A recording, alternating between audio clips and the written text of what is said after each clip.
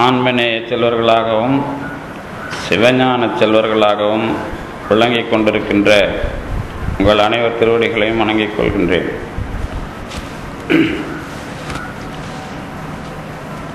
மூன்றாவது நாள் இரண்டாவது பிற்பகல் அமர்வாக சிவஞான போதத்தின் முதல் நூற்பாவை அடிவற்றி இந்த வகுப்பு தொடர்ந்து நடைபெறுகின்றது.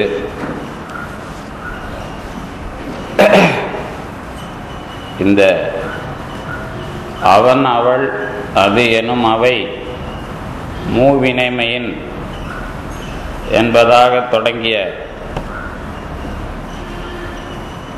நூற்பா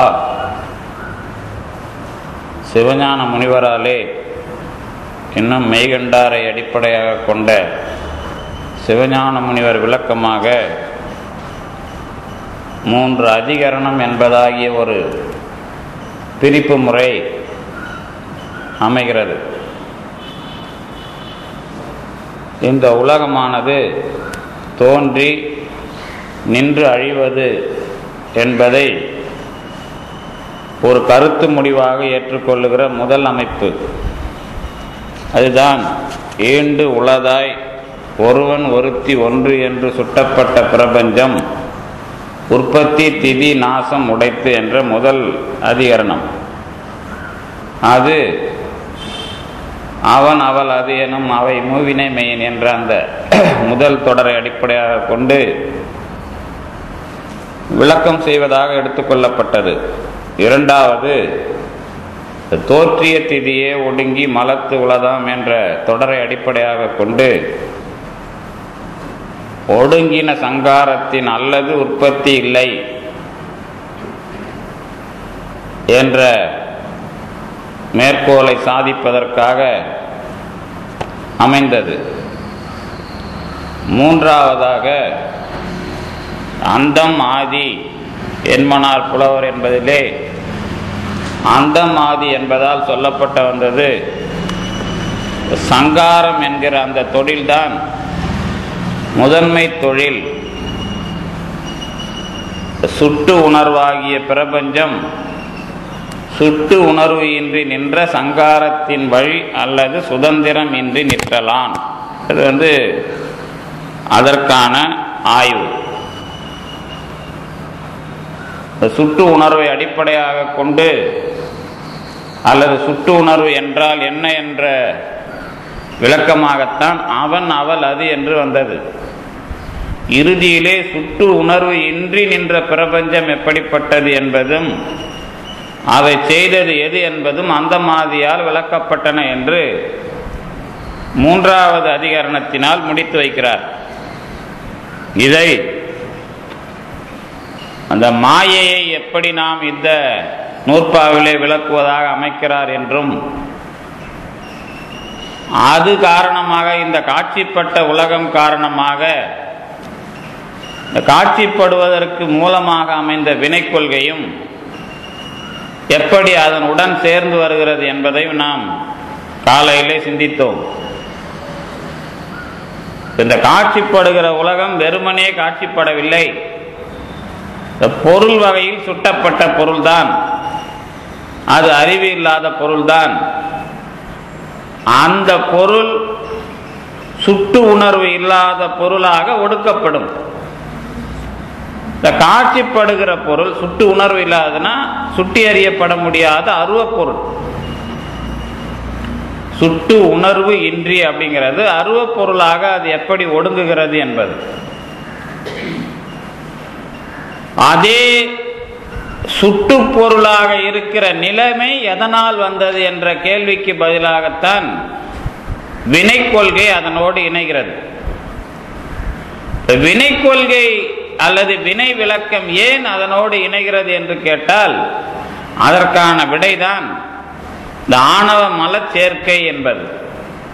இந்த ஆணவ மல சேர்க்கையை அடிப்படையாக வைத்து இந்த நூற்பாவை நாம் தெரிந்து கொள்ள வேண்டும். மலத்து உளது ஆம். இதுதான் இந்த மலங்களை விளக்குவதற்கு உரிய அடிப்படை தொடர். மலத்து உளது ஆம். மாயை மலத்தில் இந்த காட்சிப்படுகின்ற உலகப் பொருள்கள் எல்லாம் சுட்டு உணர்வு இல்லாமல் இருக்கும். இது முதல் விஷயம். அதே மாதிரி இந்த செயல்படுவதற்காக இந்த உயிர்களுக்கான வினை அடிப்படையிலேயும் ஒடுக்கம் என்பது ஒடுங்கி என்பதாக மாறுகிற ஒரு துணை வினை நிகழ்கிறது. இறைவனே எல்லாவற்றையும் அந்த ஒடுக்கி மாயையில் மறுபடியும் சேர்க்கிறான் என்று சொன்னால் ஒடுங்கி என்ற சொல் தேவையில்லை. அந்த ஒடுக்கி என்பதிலே இருந்து ஒடுங்கி என்பது சொல்லதுனால இந்த செயல்பாட்டோடு சேர்ந்தே வினையும் கணக்கில் வருகிறது என்பது. அடுத்தது, இந்த மாதிரியான காட்சி தன்மைக்கும் அதிலே இணைகின்ற செயல்தன்மைக்கும் காரணம் என்ன என்று கேட்டால் மூல மலம் நீக்குவதற்கான வேலை. இப்ப மலத்து உளதாம் என்பதிலேயே இந்த 3 விரைகளும் இணைகின்றன. இந்த மலத்து உளதாம்ங்கிறத ஆணவ மலமா நாம் அதை முடிவு பண்றதுக்கு முன்னாடி எப்படி இந்த சுட்டு உணர்வு ஆகிய பிரபஞ்சத்தை காட்சி பொருள் என்று சொன்னோமோ அது எப்படி அறிவு இல்லாதது என்று முடிவு செய்வதற்கு சில முறைகளை, அதாவது சுட்டி அறிவது, சுட்டி அறியப்படுவது அவயவ பகுப்பு உடையது, அவயவ பகுப்பு உடையது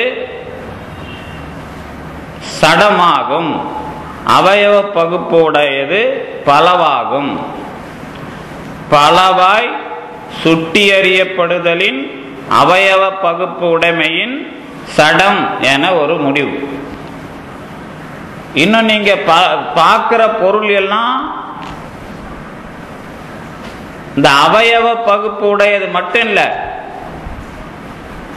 எந்த காலத்திலேயும் அறிவில்லாத பொருள்கள் தான் பலவாக சேர்ந்து இருக்குங்கிறதும் உண்மை. அதுல ஒரு பல என்று ஒரு விஷயத்தை பார்த்தாலே அதிலே அறிவு இல்லாத தன்மை என்பது ஒன்று உண்டு. பார்க்கப்பட்டது பல என்று சொன்னால்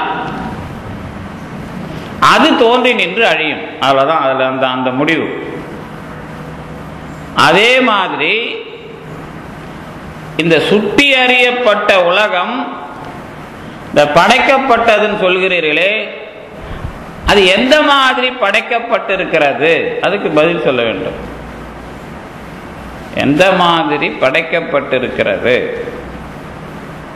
ஏன்னா நாம் நேற்று அந்த உதாரணத்தை பார்த்தோம். மாயாஜால வித்தை செய்பவன் மாமரத்தை மற்ற விஷயத்தை எப்படி தான் வித்தும் விதையும் கேடும் இன்றி தோற்றுவிக்கிறானோ அதே மாதிரி தோன்றுகிறதா அப்படின்னு முதல் கேள்வி. அப்பதான் நாம என்ன சொல்லுவோம் அப்படின்னா, இல்லதற்கு தோற்றம் இல்லை.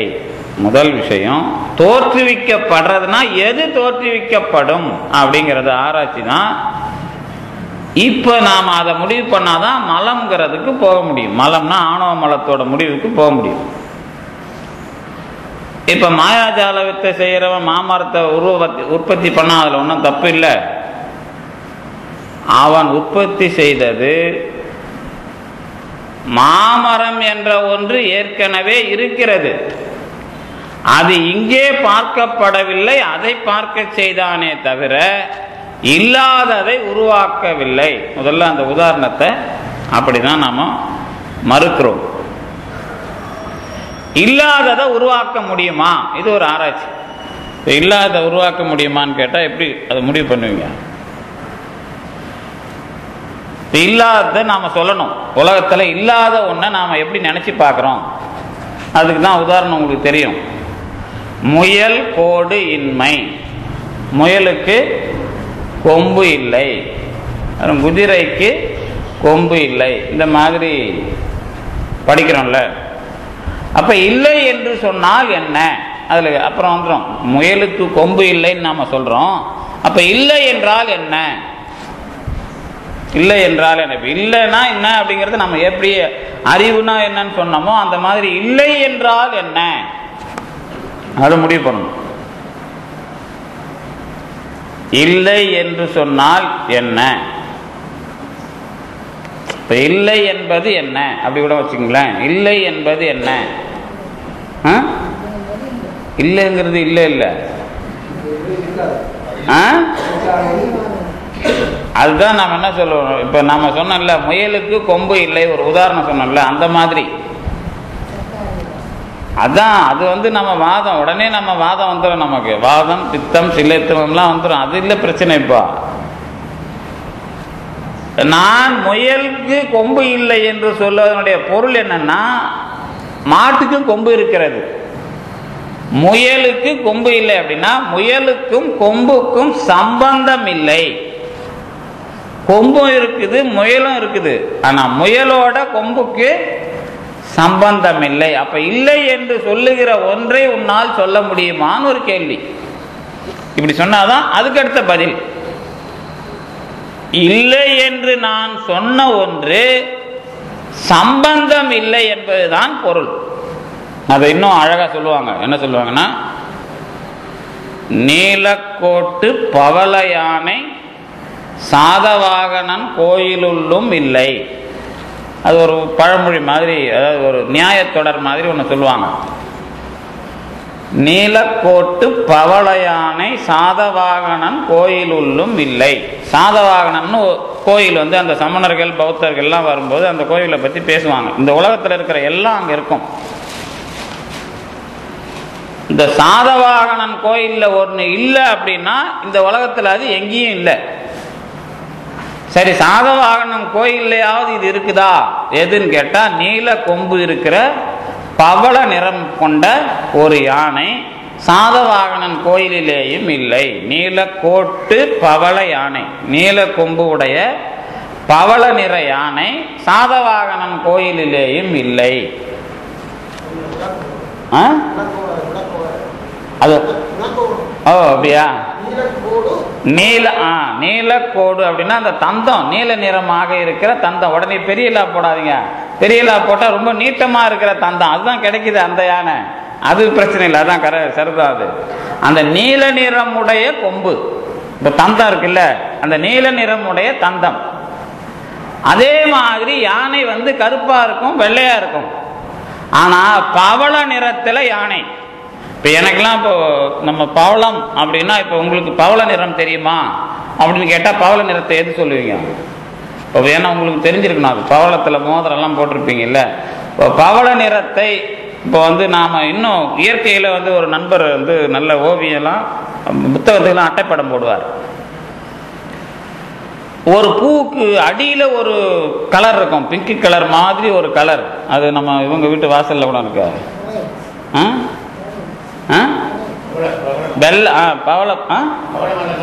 பவளமல்லி.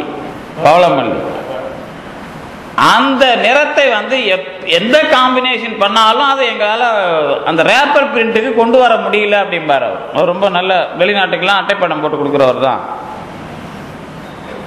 அந்த கலரை எங்களால் கொண்டு வர முடியல அப்படின்னு அவன் சொன்னதுக்கு எனக்கு அர்த்தம் இதை படித்த பிறகுதான் புரியுது. ஓஹோ, பவள யானைங்கிற அந்த கலரையே நீங்க வந்து கொண்டு வர்றதுக்கான முயற்சியே நம்ம செயற்கை உலகத்துல முடியாது. எந்த கலரை கொண்டு வந்தாலும் அந்த பவளமல்லி காம்புல இருக்கிற அந்த கலரை கொண்டு வர முடியாதுன்னு அவர் சேலஞ்ச் பண்ணார்.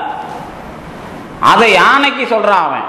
யானைக்கு பவள நிற யானை எந்த காலத்திலேயும் வந்து சாதவாகனன் எல்லாம் இருக்க வேண்டிய இடம் அது. சாதவாகனன் கோயில்னா இங்க நீங்க பயன்படுத்துற சின்ன சின்ன பொருள்லாம் கூட அங்க இருக்கும். அந்த நிறம் வண்ணம் பொருள் எல்லாத்துக்கும் மாடல் அங்க இருக்கும். அந்த மாடல் நீங்க ஒருவேளை காணாம போன மாடல் அங்க போய் தேடினா கூட இந்த நீல நிறமுடைய கொம்பு கொண்ட யானை அதே யானைக்கு பவள நிறம். இந்த இணைப்பில் அந்த யானையை நீங்க சாதவாகனன் கோயிலிலேயும் பார்க்க முடியாது. அப்ப என்ன அர்த்தம் அப்படின்னு கேட்டா, கொம்பு இருக்கிறது நீல நிறம் அந்த கொம்பில் இல்லை, பவள நிறம் இருக்கிறது வேறு பொருள்ல, ஆனா யானையோட நிறத்துல அது இல்லை. அப்போ சம்பந்தம், யானைக்கு கொம்பு இருக்கு, யானைங்கிற அந்த யானைக்கு இருக்கிற கருப்பு நிறம் இருக்கு, சாம்பல் நிறம் இருக்கு, வெள்ளை நிறம் இருக்கு, எல்லாம் இருக்கு. ஆனா பவள நிறம் இல்லை. அப்போ இந்த இல்லை என்று சொல்லுவது எது என்று கேட்டால், இன்னொரு இருக்கிற பொருளை இதனோடு சேர்த்து பார்க்க முடிவதில்லை. இல்லை என்று சொல்லுவது, இப்ப குதிரைக்கு கொம்பு இல்லை அல்லது முயலுக்கு கொம்பு இல்லை என்று சொன்னால், இந்த கொம்பு வேறு இடத்தில் இருக்கிறது, ஆனால் அந்த கொம்பை முயலோடு பார்க்க முடியவில்லை. இதுல ஒரு நியாயம் முடிஞ்சது. அதுல என்ன நுட்பம் அப்படின்னா,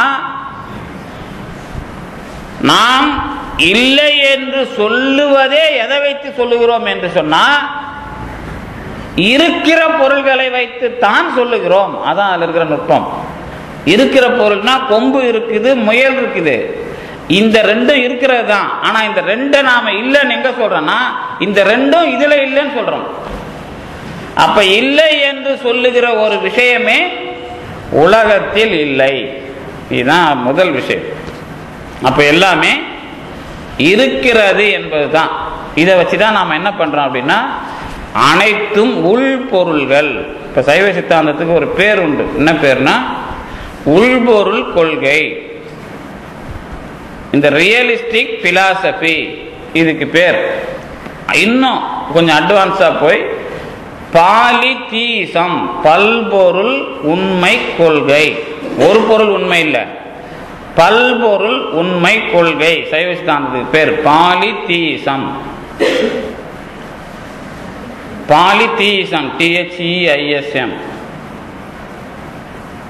மோனிசம்ங்கிறது தான் சங்கர அத்வைதம். மோனிசம்னா ஒருமை கொள்கை. இந்த ரெண்டு பொருளை ஏற்றுக்கினவர் மத்துவர், அவர்லாம் டியூவலிசம். அதே ரெண்டுல தான் எல்லாத்தையும் அடக்குவார் ராமானுஜர். அவர் தான் பாலிதீசம் மாதிரி வர்ற டியூவலிசம். இந்த இருமை கொள்கை, ஒருமை கொள்கை, பன்மை கொள்கை நாம் அதை தமிழ்ல சொல்றோம். இப்போ நமக்கு என்ன அடுத்த கட்டம் கேட்டீங்கன்னா, இந்த இல்லைங்கிறது சொல்றதே நமக்கு இல்லை, முடிஞ்சு போச்சு. அப்ப என்ன அர்த்தம் அப்படின்னா, உள்ளது அப்படிங்கிறதுல நாம தெளிவாயாச்சு. தெளிவான பிறகு தோற்றம் என்பது உள்ளதே தோன்றும், இல்லதற்கு தோற்றமின்மையின். இது முதல் அந்த கொட்டேஷன். இல்லதுக்கு ஒரு இல்லாதது என்பது தோன்றாது, முடிஞ்சு போச்சு. உள்ளதற்கு தான் தோற்றம். சரி, உள்ளது எப்படி தோன்றும்? அடுத்த கேள்வி, உள்ளது எப்படி தோன்றும்? அதுக்கு தான் என்ன பண்ணுவாங்க அப்படின்னா, இப்போ இருக்கிறதா நம்ம நினைக்கிறோம், சரிதான் சரிதான். இது எப்படி தோன்றுது அப்படிங்கிறது ஒரு கேள்வி. இருக்கிறது தோன்றுது அப்படின்னா, இப்போ சத்காரியவாதம் நமக்கு சைவ சித்தாந்தத்தில் அது பேர் வச்சுக்கிறோம். அசத்காரியவாதம்னு ஒன்று உண்டு, அது இன்னும் ஆரம்பவாதம்னு ஒன்று உண்டு. தொடங்கி வச்சுட்டா போதும் எல்லாம் வந்துடும் அப்படிங்கிறது ஆரம்பவாதம். அசத்காரியவாதங்கிறது தோன்றுறதுன்றது உண்மைதான், எதுலேருந்து எதுவும் எப்படியும் வரும் அப்படிங்கிறது அசத்காரியவாதம். ஆனால் நாம் பேசுறது சத்காரியவாதம். இந்த வாதத்தை சாங்கியர்கள் பேசினாங்க, அதை வச்சு தான் நாமளும் பேசுகிறோம் அப்படின்னு ஒரு விஷயம் உண்டு. இருந்தாலும் அதுக்கு மேலேயும் நாம் அதை ஒரு துணையாக தான் வச்சு நாம் அதுக்கு மேலேயும் அதை விவரமாக பேசுகிறோம். சத்காரியவாதம் பேசுகிற சாங்கியர்களுக்கு கடவுள் கிடையாது, நமக்கு கடவுள் உண்டு. இந்த உள்ளதை தோன்றுவிக்கிற கடவுளுக்கு காரணமும் உண்டு நமக்கு. அவங்களுக்கு உள்ளது தோன்றும், அவ்வளவுதான். நமக்கு உள்ளதை தோற்றுவிப்பதற்கு என்ன அடுத்து சொல்லுவோம்னா, செய்வோர் இன்றி செய்வினை இன்மைன்னு பேசுவோம். அடுத்த கொட்டேஷன் அதுதான் நமக்கு. இப்போ இந்த மேற்கோளெல்லாம் வச்சுட்டு இப்போ நமக்கு என்ன அப்படின்னா, இந்த காரணகாரிய கொள்கைன்னு பேர் இருக்கு. இதுல எதுல எது தோன்றியது அப்படிங்கிற மாதிரி ஒரு இணைப்பை வைக்கணும். இப்போ இப்போதான் நமக்கு வந்து கோழி, முட்டை, விதை, மரம் இந்த மாதிரி ஆராய்ச்சிலாம் இதில் தான். எது முந்தி எது பிந்தி, ஒடுக்கமா தோற்றமா, அந்த ஆராய்ச்சிலாம் இதில் முடிஞ்சிடணும். இப்போ நமக்கு இப்போ நீங்கள் வந்து ஒரு பொருளை வந்து நாம் உண்டாக்குறோன்னு வச்சுங்களேன், இந்த பொருளை எப்படி உண்டாக்குகிறோம் முதல்ல அதை தெரிஞ்சுக்கணும். ஒரு பொருள் இன்னொரு பொருளாக தோன்றுவது என்பது எப்படி இந்த உலகத்தில் நடக்கிறது, அதுக்கு பதில் வந்துட்டா இந்த காரணகாரிய கொள்கையில் நாம் எங்கே இருக்கிறோம் அப்படிங்கிறது தெளிவாயிடும். அதுக்கு 2 உதாரணம் சொல்லுவோம். 2 உதாரணம் என்ன அப்படின்னா, இப்போ வந்து விதையிலிருந்து மரம் வருது அதானே. இப்போ விதையிலேயும் எல்லா விஷயங்களும் உறக்கம் இல்லாமல் நடைபெறுகிறது நேற்று கூட சொன்னாங்க. மரத்திலிருந்து விதை வருகிறது, விதையிலே இருந்து மரம் வருகிறது, சரிதானே? இது அது ஒன்றும் சந்தேகம் இல்லையா? உள்ளதே தோன்றும். இந்த விதையிலிருந்து மரம் வருது அப்படின்னா என்ன அர்த்தம்? அதுக்கு விதையிலிருந்து மரம் வருகிறதுனா அதுக்கு என்ன பொருள்னா, விதை முளை விட்டு அது செடியாகி அது மரமாகும். சரி, மரத்திலிருந்து விதை வருதுன்னா என்ன பொருள்? அதுக்கு மரத்திலிருந்து ஒரு விதையா வருது, 1000 விதை வருதுன்னு வச்சுக்கோமே. அந்த விதையிலே இருந்து அதே மரம் வருவது இல்லை, சரிதானே? இதில் முதல்ல இது விஷயம் இருக்கணும். விதையிலிருந்து மரம் வருதுன்னா விதையிலிருந்து அந்த மரம் தான் வருது, அந்த மரத்துலேருந்து அந்த விதை தான் வருதுன்னு இல்லை. ஒரு விதைக்கு இன்னொரு மரம், அந்த மரத்துக்கு இன்னொரு விதை, முதல்ல அது ஞாபகத்துக்கு வரணும். விதையிலிருந்து மரம் வருது, மரத்திலிருந்து விதை வருதுன்னா அது ரெண்டும் ஒன்றுன்ற மாதிரி பேசிட்டு இருக்கக்கூடாது. விதையிலே இருந்து மரம் என்ற ஒன்று வரும், மரத்திலே என்ற ஒன்றிலிருந்து இன்னொரு விதை வரும். அதை இன்னும் கொஞ்சம் ஆழமாக சொல்லணும்னா, மாமரத்திலே இருந்து இன்னொரு மாம்பழமும் அந்த விதையும் வரும், அந்த விதையிலே இருந்து இன்னொரு மாமரம் வரும். இதில் ஒன்றும் சந்தேகம் இல்லையா? அதே மாமரம், அதே டேஸ்ட் இல்லை, அதனால தானே ஒட்டு போடுறோம் நாம். அப்புறம் பலாமரமும் அப்படி தான். பலாமரம் வந்து சின்ன வயசில் காய்க்கிற பலாப்பழம் டேஸ்ட் வந்து கொஞ்சம் மரம் வளர்ந்தால் வராது, டேஸ்ட் வராது. அது பால் வந்து முத்தி போயிடும், அந்த டேஸ்ட் இருக்காது. அதனால் அந்த மரத்தை வெட்டிட்டு நம்ம மறுபடியும் சின்ன மரம் வைக்கணும். ஆனால் இதில் என்ன குறிப்பு அப்படின்னா, இப்போ வந்து என்னை வந்து 5 வயசில் பார்த்தவர் இப்போ 40 வயசுல நம்மளை பார்க்குறவர் சரவணன் தான் இவர் அப்படின்னு எப்படி அடையாளம் தெரியுது அவருக்கு? அன்னைக்கு பார்த்தது நான் இல்லை, ஆனால் அன்னைக்கு பார்த்தது என்னோட சின்ன ஒரு வயசு உருவம். இன்னைக்கு நான் பார்த்தது இந்த மாதிரி ஒரு உருவமாக இருக்கிறேன்ல. இப்போ இதுக்கும் தொடர்ச்சி உண்டா? அவன் பௌத்தர்களை கேட்டால் அவங்க ஒரு தத்துவம் சொல்லுவாங்க. என்ன தத்துவம் சொல்லுவாங்கன்னா, கணந்தோறும் தோன்றி மறைகிற ஒன்று. இதெல்லாம் நாம் எப்படின்னு கேட்டால், க்ஷணபங்கவாதம் அப்படின்னு ஒரு வாதம். அதுக்கு பேர் தியரி ஆஃப் மொமெண்ட்ரினஸ்ன்னு பேர். அதாவது கணந்தோறும் தோன்றி அழிவது. அது அவங்க ரொம்ப தெளிவான ஒரு உதாரணம் அவங்களுக்கு என்ன அப்படின்னு கேட்டிங்கன்னா, ஒரு நட்சத்திரத்தோட வெளிச்சத்தை நாம் எப்போ பார்க்குறோம்? ஒளி ஆண்டுகள்னு ஒரு கணக்கு வச்சு அத்தனை வருஷம் கழிச்சு தான் நாம் வந்து அதை பார்க்குறோம். இந்த வெளிச்சம் இந்த நட்சத்திரத்துக்கு உள்ளதுன்னு நாம் பார்க்கும்போது அந்த நட்சத்திரம் இருக்குதா இல்லையான்னு தெரியாது. அதனால் அவங்க என்ன பண்ணுவாங்க அப்படின்னா, இப்போ நாம் உங்களை பார்த்துக்கிட்டு இருக்கிறேன்னு சொன்னால், முன்னாடி ஒரு செகண்டுக்கு முன்னாடி இருந்த அதே ஆள் நீங்கள் இல்லை அப்படிம்பாங்க. இந்த சினிமா படத்தை தொடர்ந்து இப்போ 1000 அடி ஓட்டினா தான் ஒரு ஆள் நடக்கிற மாதிரி தெரியும். அந்த மாதிரி நீங்கள் பார்க்குறீங்களே ஒழிய அப்படி ஒரு விஷயம் உண்மை கிடையாது. இது வந்து ஏன் ரொம்ப இந்த இடத்துல நான் பொருத்தமாக சொல்கிறேன்னா, இந்த தோன்றி நின்று அழிகிறதுல அது ஒரு அடுத்தடுத்த படிநிலை. முதல்ல தோன்றி நின்று அழிகிறதுல என்ன பிரச்சனை இல்லைன்னா, விதையிலிருந்து தான் மரம் வரும், மரத்திலிருந்து தான் விதை வரும்.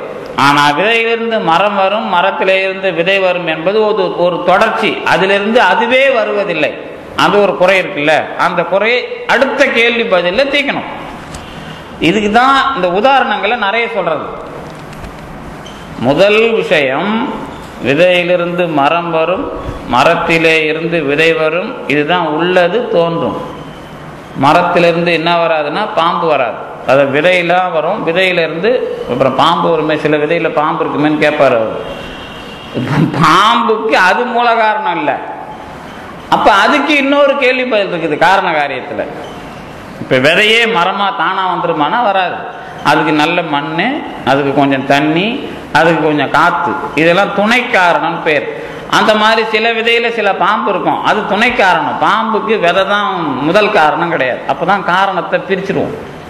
அப்போ தான் முதல் காரணம், துணை காரணம், நிமித்த காரணம்னு ஒரு 3 பிரிப்போம். அது இதெல்லாம் வரும். முதல்ல எது எப்படி மாறுது அப்படிங்கிறத முடிவு செய்யணும். முதல்ல இது கணந்தோறும் தோன்றி மறைவது. இதை தான் அவன் காரணகாரிய தொடர்ச்சியாக வச்சுக்கலாம் அப்படின்னு அவங்க சொல்லுவாங்க. இப்போ நமக்கு என்ன அதில் கேள்வி கேட்போம் அப்படின்னா, ஒன்று தோன்றுகிறது, ஒன்று அழிகிறது.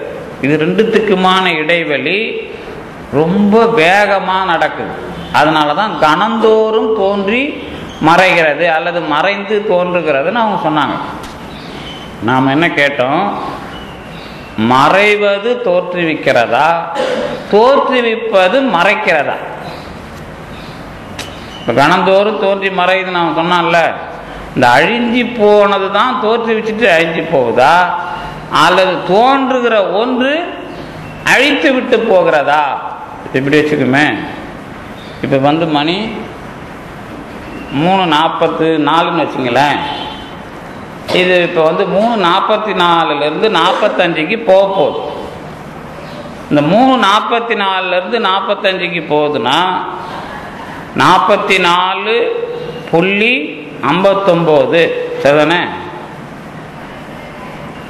44.59 வந்தால் தான் 45.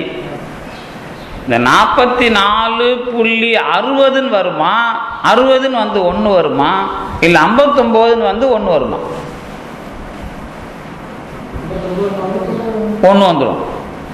அப்போ ஒன்று அழியுது, ஒன்று தோன்றுதுங்கிற விஷயம் அங்கே இருக்குதா இல்லையா? இப்போ நான் அவர் சொன்ன பதிலுக்கு மேலே ஆராய்ச்சிக்கு போகல.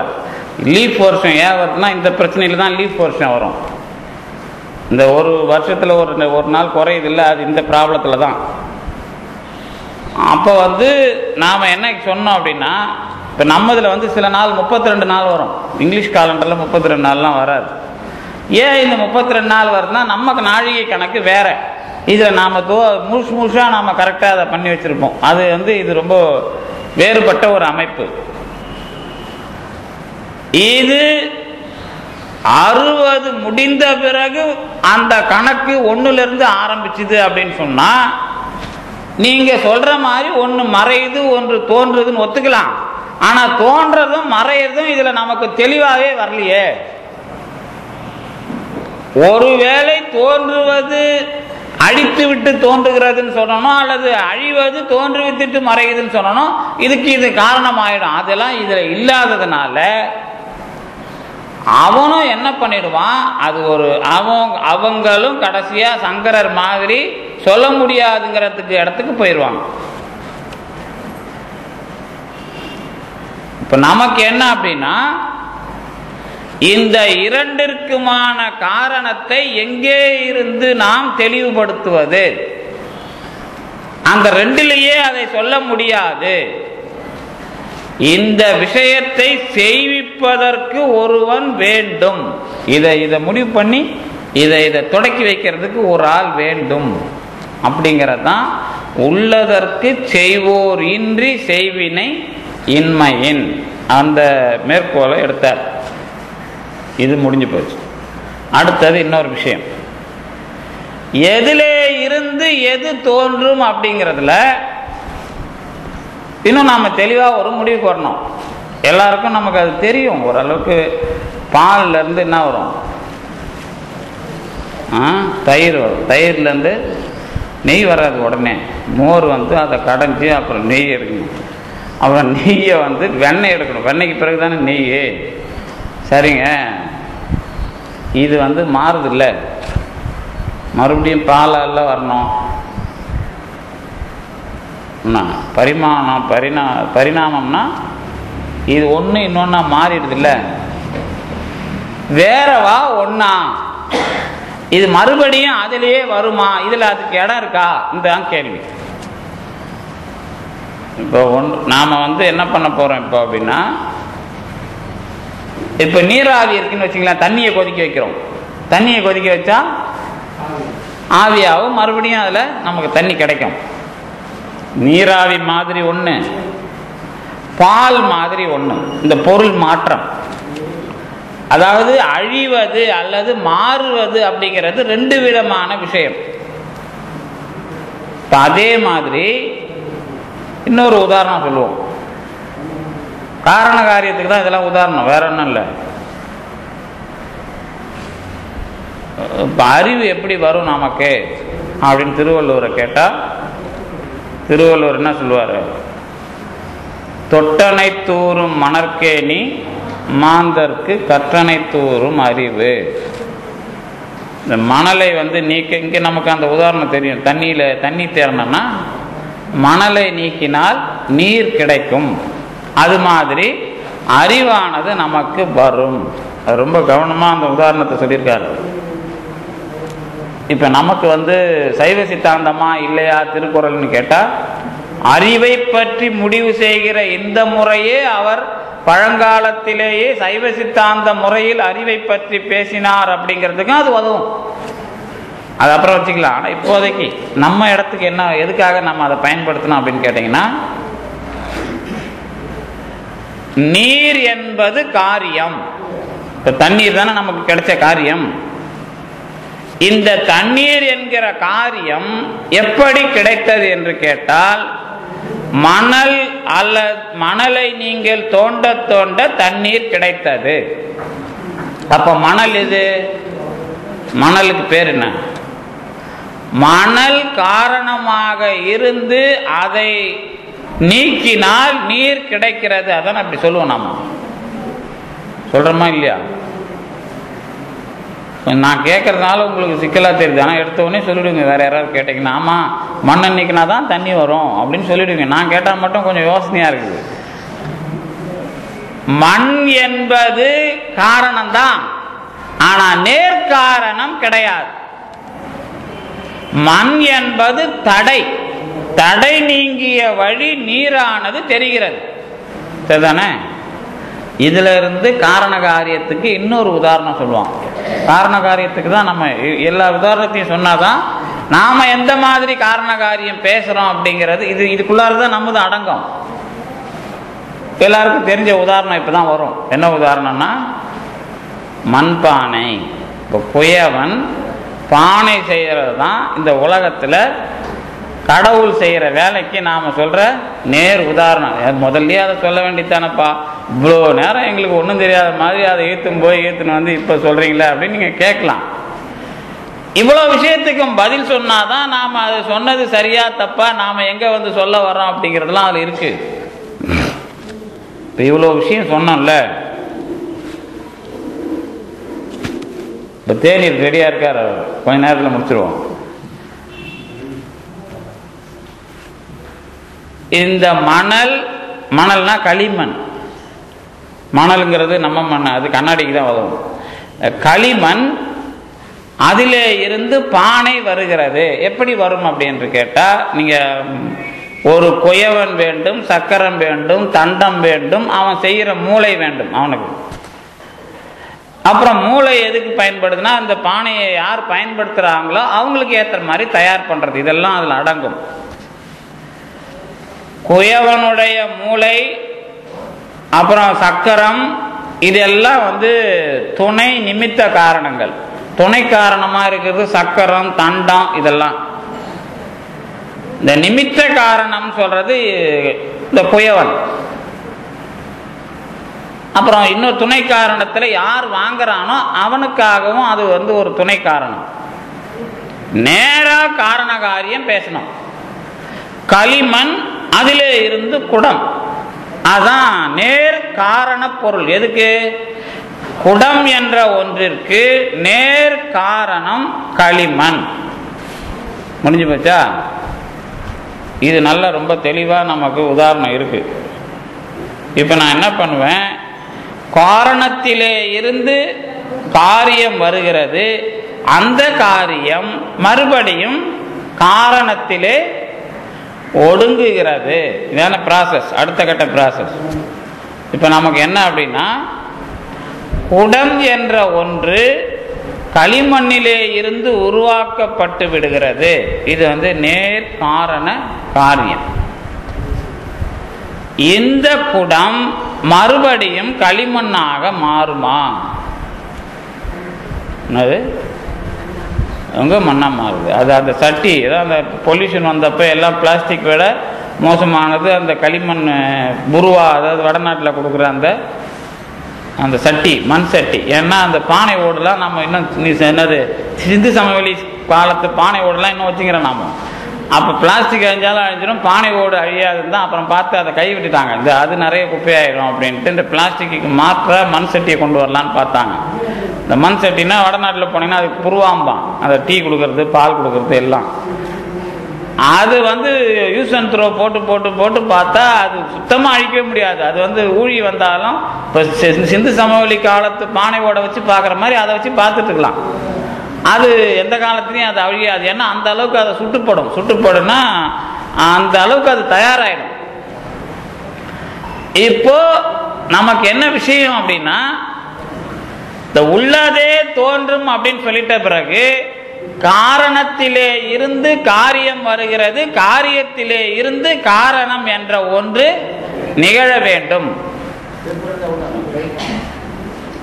இதுல ஒரு சின்ன இடைவெளி, அதை தெரிஞ்சுக்கிறதுக்கு தான் நம்ம வந்து இந்த காரணத்தை கடவுளை நிரூபிக்கிறதே நாம ஏதோ காரணத்திலிருந்து காரியத்தை கொண்டு வர்றது மட்டும் இல்லை, இந்த காரியத்திலிருந்து காரணத்துக்கு போறதுதான் பெரிய விஷயம். அதனாலதான் சங்காரம் செய்பவன் தான் பெரிய கடவுள்னாரு.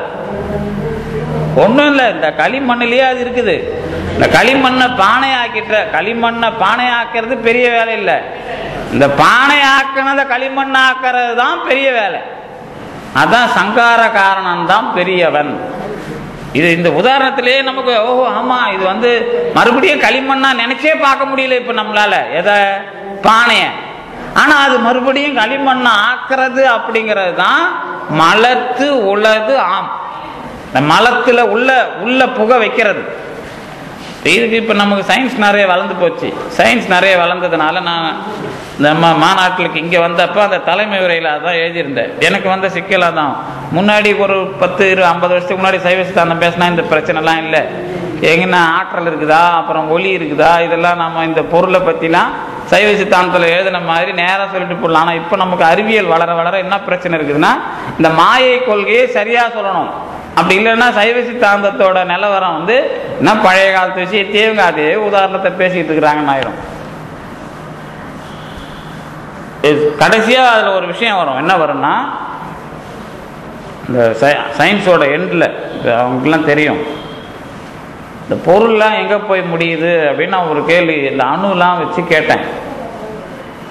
இந்த அணுவை வெடிச்சிட்டா அந்த அணு என்ன ஆகும்? இப்போ பாம்பெலாம் போட்டு அந்த அணுவை வெடிக்கிறாங்கல்ல, அதுக்கப்புறம் அது என்னவா, அந்த ஆற்றல் அழியாகுது. அதானே நம்ம E=mc² வந்தோம். இந்த ஆற்றல் வந்து பொருளா அல்லது ஆற்றலாவே அதை சொல்லலாமா?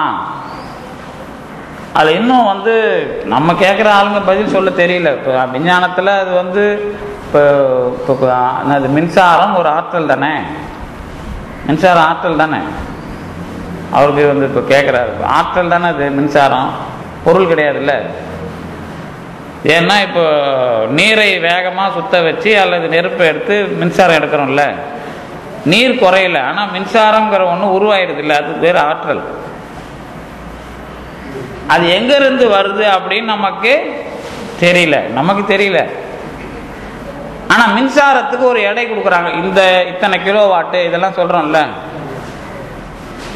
அப்ப அது பொருளா அல்லது ஆற்றலா அப்படின்னு ஒரு கேள்வி வச்சா என்ன பதில் வருது அப்படின்னு கேட்டா அவங்க என்ன பண்ணுவாங்க, என்ன சார் இதெல்லாம் இந்த மாதிரி எனக்கு தெரிஞ்ச வாத்தியாரங்க வச்சுங்களேன்.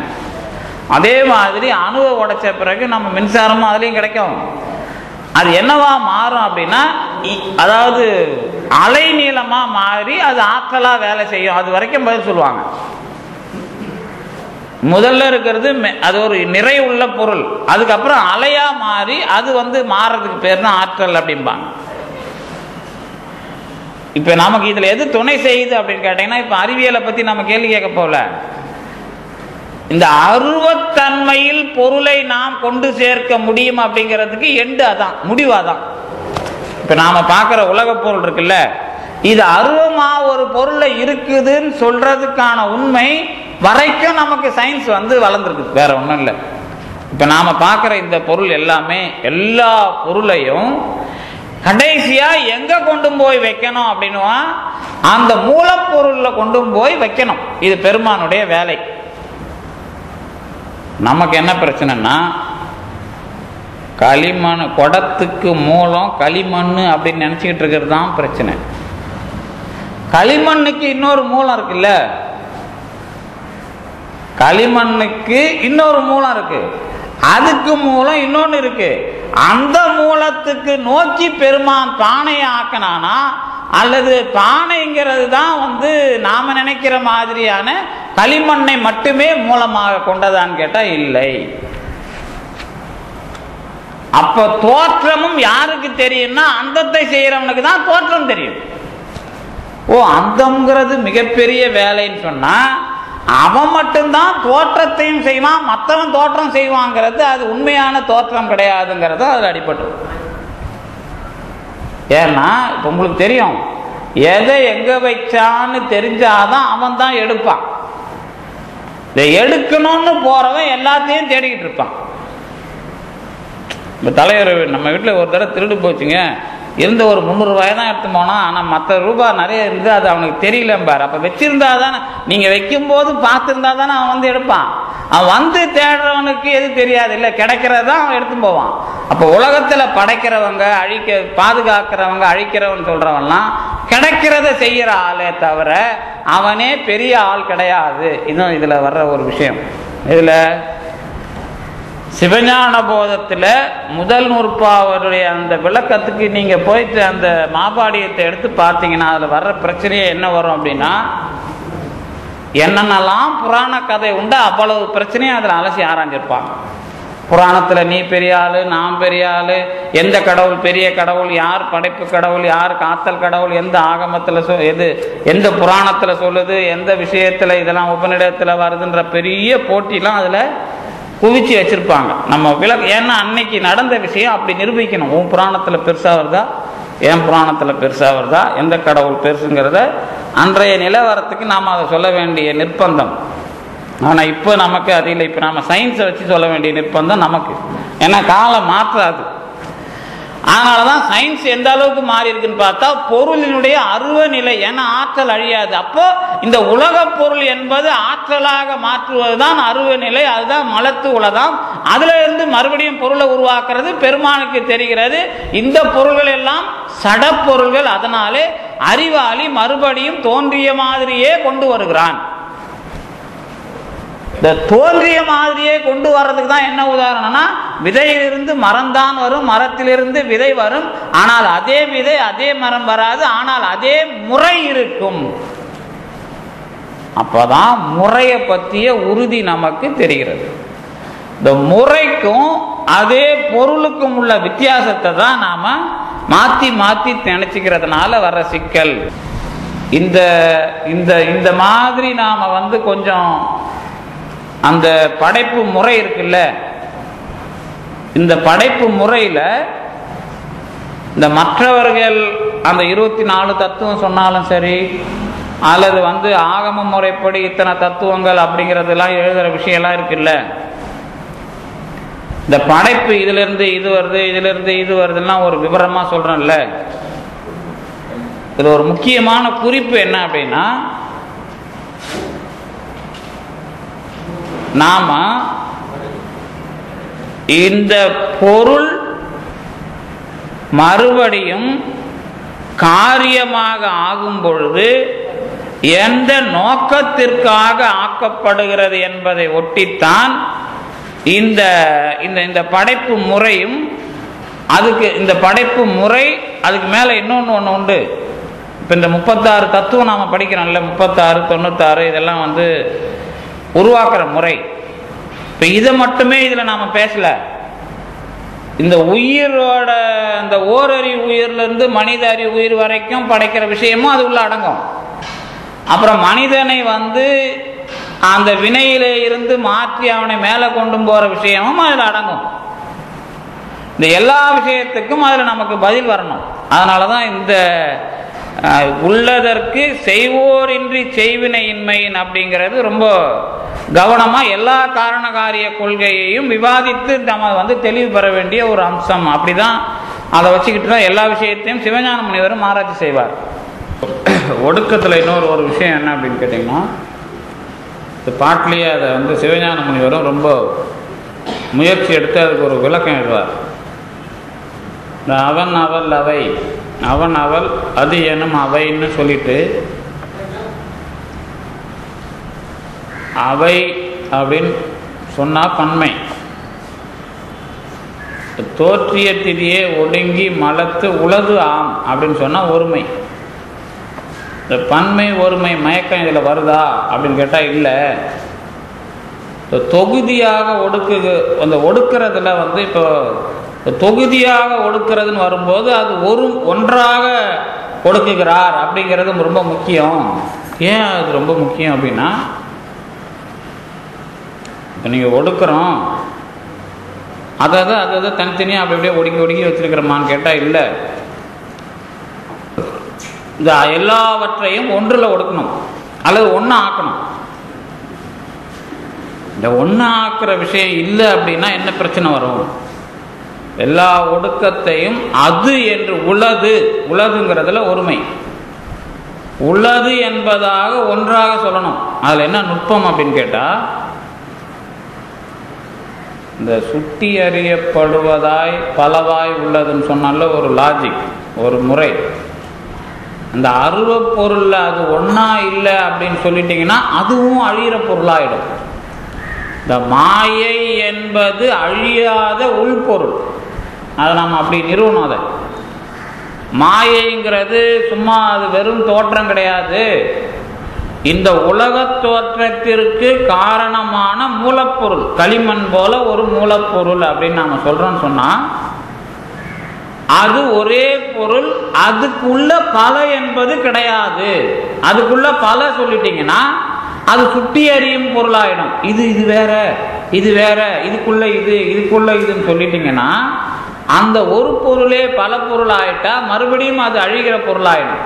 இந்த அழியாத ஒரு உள்பொருள் இந்த உலக தோற்றத்திற்கு காரணமான மூலப்பொருள் மாயை. அதில் ஆமா மாயை தானே. இவங்க என்ன சொல்றாங்க, கடவுள்னு நினைக்கிறீங்களா? இன்னும் அது கடவுள் அப்புறம் வருவார். உலக பொருள் வந்து உலக தோற்றத்திற்கு மூலமான பொருள் மாயை தான். அது களிமண் மாதிரி. அதை வந்து ஏன் சொல்றோம் அப்படின்னு கேட்டீங்கன்னா, இங்க உட்காந்துருக்கும் போதே வந்து நமக்கு கட்லெட்டு கொடுக்குறாரு. அது சிவஞான போதமும் கட்லெட்டும் ஒரே இடத்துல இருக்கிற மாதிரி.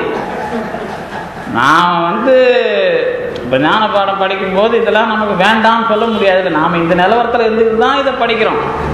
அதனால சுத்தமாயில் இருக்கிறோமா அசுத்தமாயில் இருக்கிறோன்னா ஒன்னவே விளக்குனா சுத்தமாயிடும். இல்லைன்னா அதில் தான் அவர் நெல்லிற்கு உமியும் நிகழ்ச்சும் செம்பினில் களிம்பும் அப்படின்னார். இப்போ நெல்லிற்கு உமியும் நிகழ் செம்பினில் களிம்பும் போல ஆனவன் சொன்னார்ல. ஏன்னா அது என்னைக்கும் போகாது, அது போயிட்டா அது இல்லை. அந்த மாதிரி சுத்தமாயை அப்படிங்கிற ஒரு விஷயம் நம்மகிட்ட இருக்கு. ஆனா அதை நம்ம அசுத்த மாயையாகத்தான் பயன்படுத்துறோம். ஏன்னா ஆணவம் என்னைக்குமே இருக்கு. இன்னும் ஒரே ஒரு விஷயம்னா, கடவுள் வர்றாருல்ல, கடவுளுக்கு ஆணவம் தாக்காது. அப்ப அவர் என்ன பண்ணுவார்னா சுத்தமாவே வச்சுப்பாரு இடத்த. இப்ப வந்து சுத்தமாவே வச்சுக்கிறதுக்கான இடம் தான் சிவம், சக்தி, சதாசிவம், ஈஸ்வரம், சுத்த வித்தை. இதை நல்லா வச்சு பார்த்தீங்கன்னா, ரொம்ப நான் கேள்வி கேட்டேன்னா இது எதிலிருந்து உருவாகுது? இந்த சிவம் சக்தி பஞ்ச தத்துவம் இருக்குல்ல, 5 தத்துவம் இருக்கு, சிவ தத்துவம் 5 தானே அது எது? இந்த கேள்வி கேட்டால் என்ன சொல்லுது? ஏன்னா அந்த கேள்வி யாரும் கேட்காதனால உங்களுக்கு அந்த வேறுபாடு தெரியல. சிவம் சக்தி, சதாசிவம், ஈஸ்வரன், சுத்த வித்தைங்கிறது எது எது?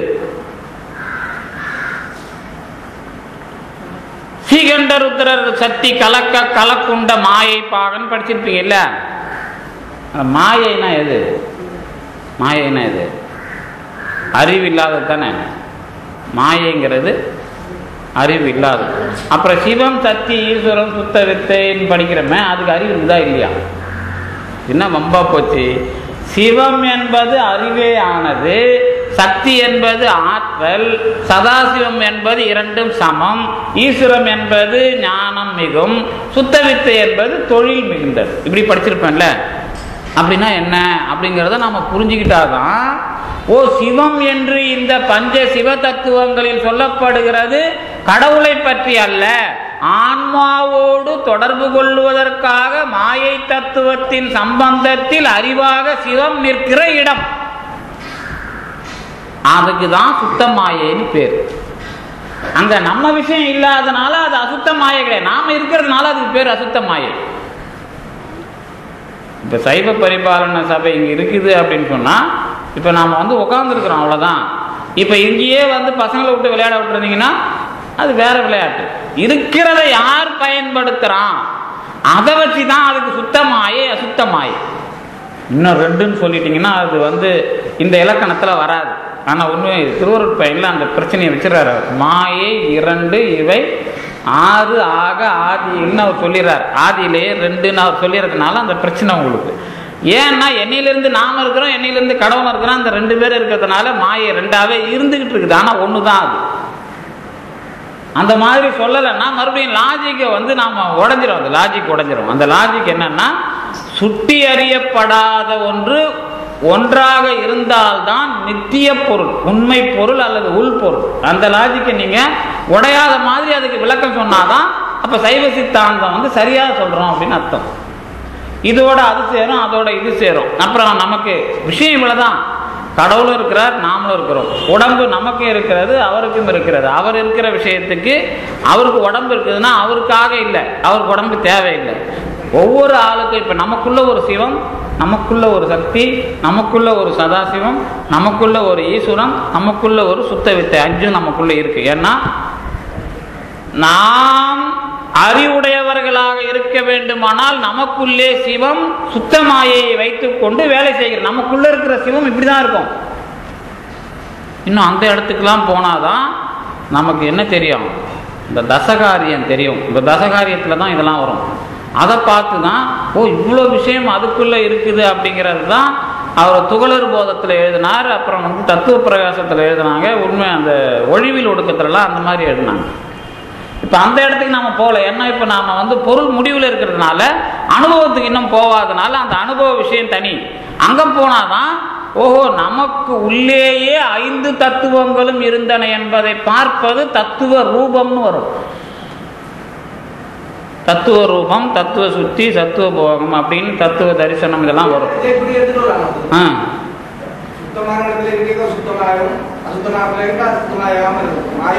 ஆமா ஆமா. அப்ப நம்ம பசுகரணம் பதிகரணமா மாறுன்னு சொல்றோம்ல, அப்ப எது பசுகரணம் பதிகரணமாக மாறும். அப்ப எது அப்ப சுத்த மாயையா மாறிடுது இல்லை. அதுக்கு தான் வாழைப்பழம் தான் மாயைன்னு நாம சொல்லுவோம். வாழைப்பழத்துல இருக்கிற தோலை உரிச்சா அனுபவிக்கிறோம்ல. அப்ப நம்ம உடம்புல இருக்கிற அந்த ஆணவம் நீங்கினால் அல்லது சிறுமைப்பட்டால் கடவுளினுடைய கருவியாக இந்த உடம்பு மாறுகிறது. அப்ப நமக்கு பேரு பதிகரணம். அப்ப இந்த மாயைக்கு பேரு சுத்த மாயை. அதுதான் அந்த விஷயம். பாத்திரத்தை வச்சு அதுதான் அந்த பாத்திரம் அப்படிங்கிறது. இன்னும் அதுல அந்த என்னது மாயை பற்றி சொல்லும்போது சிவஞான சித்தியார்ல மாயா தனு விளக்கு, அப்புறம் மாயை மயக்கமும் செய்யும் என்றேன்னு அவர் எழுதுவார். சித்தியாரில் அது ரொம்ப சிறப்பாக சொல்லப்படுகிற தொடர். மாயை மயக்கம் செய்யுமா அப்படின்னு கேட்பார். அது ரெண்டு அர்த்தமும் அது இருக்கும். மாயை மயக்கமும் செய்யும் அன்றே அப்படின்னா மயக்கம் செய்யும். மயக்கமும் செய்யுமா? மயக்கம் செய்கிற மாதிரி தெரியுதுப்பா, ஆனால் மயக்கம் செய்யாது அப்படின்னு ஒரு விஷயம் அந்த குறிப்பு அந்த சித்தியார் தொடரில் வரும். விடிவாமளவும் விளக்கணைய மாயை வடிவாதி கண்மத்து வந்து. அப்ப விடிகிற வரைக்கும் மாயை அசுத்த மாயை, விடிஞ்சிட்டா மாயை சுத்த மாயை. முடிஞ்சுதா? இப்போ நாம் எங்க நிக்கிறோம்? இப்போ காரண காரியத்தில் நிக்கிறோம். காரண காரியத்தில் இந்த சிவம் சக்தி நாதம் விந்து அந்த விஷயங்களும் கூட ஆன்மாக்கள் காரணமாக இறைவன் வந்து நிற்கிற இடம் அது தனி.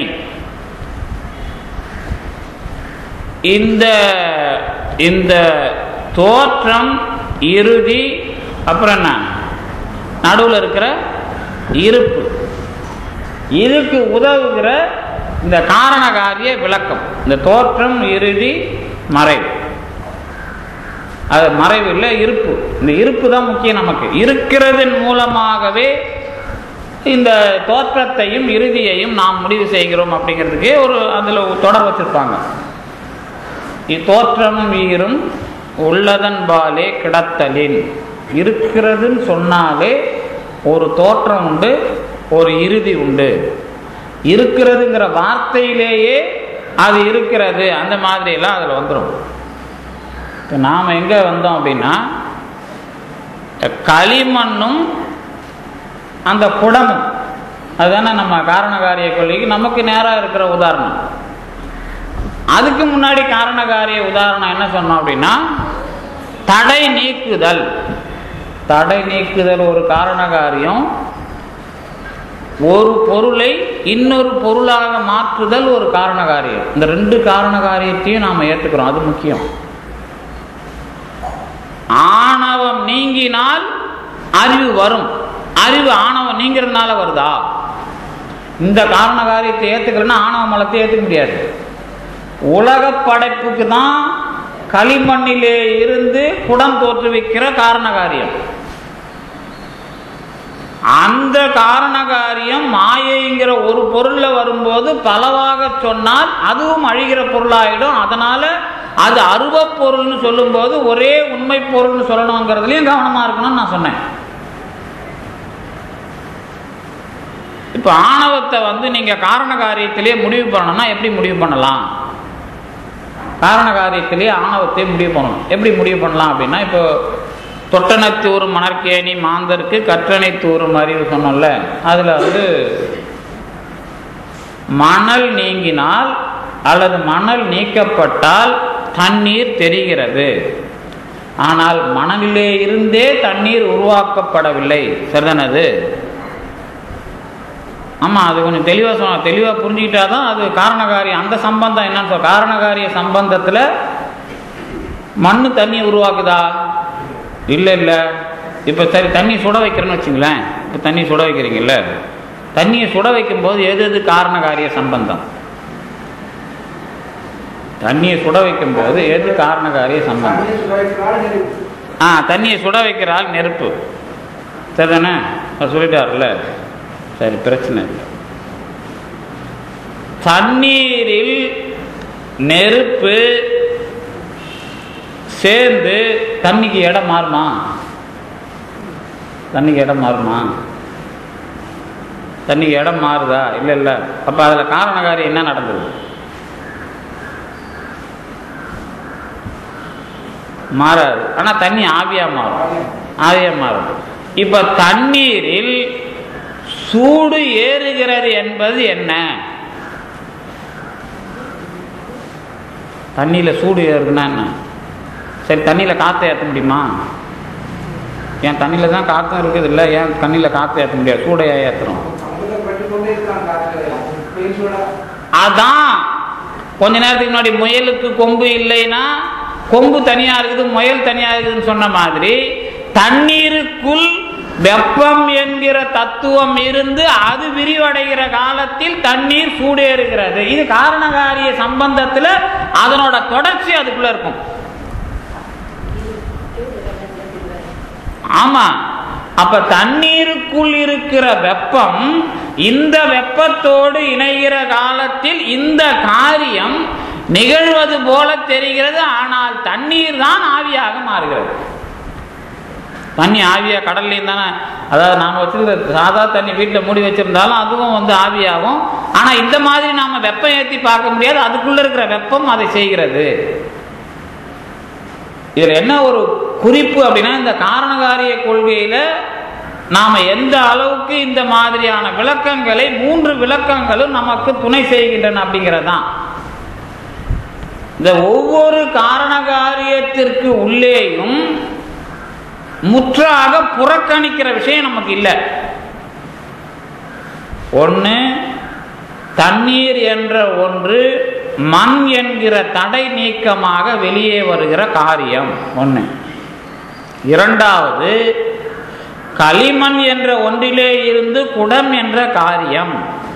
இந்த களிமண் என்ற ஒன்று குடமாக வர வேண்டும் என்று சொன்னால் அந்த சக்கரம், தண்டம், தண்ணீர், அப்புறம் நெருப்பு, குயவன் இதையெல்லாம் வேண்டும். அதுல முக்கியமானது குயவன் நிமித்த காரணம், மற்ற எல்லாம் துணை காரணம்.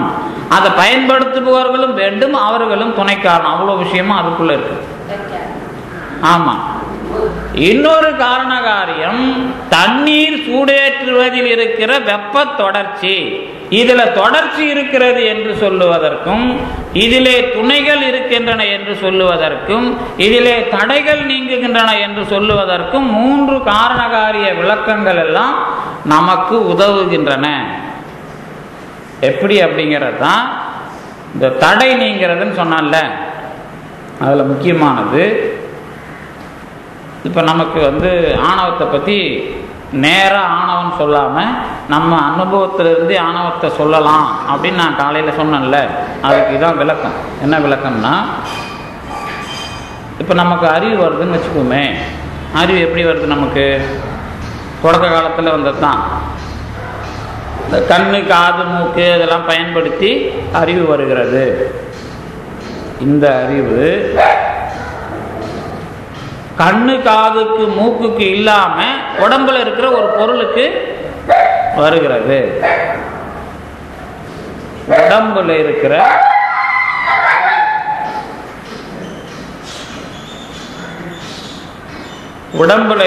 பொருளுக்கு, உடம்புல இருக்கிற பொருள்கள் தான் கண்ணு, காது, மூக்கலாம். ஆனா இந்த கண்ணு, காது, மூக்குக்கு இல்லாத ஒரு விஷயம் உடம்புல இருக்கிறதுனால அப்படி ஒரு பொருளுக்கு பேர் உயிர்னு சொன்னல. இந்த உயிர் என்பது அறிவு பொருளா இல்லையா? இன்னும் இதுக்கெல்லாம் நாம 6வது சூத்திரம் 7வது சூத்திரம் படிக்கும்போது இந்த சதசத்து, சிதசித்துலாம் படிப்போம். இந்த சதசத்து, சிதசித்துலாம் படிக்கும்போது இன்னும் தெளிவாயிடும். அதை பற்றி நமக்கு ஒன்றும் பிரச்சனை இல்லை. ஆனால் இங்கே ஒரு விஷயத்துக்காக மட்டும் இதை நம்ம பார்க்குறோம். என்னத்துக்குன்னா, அதெல்லாம் அறிவித்தால் தான் அறியும் ஆன்மா. அதுவா?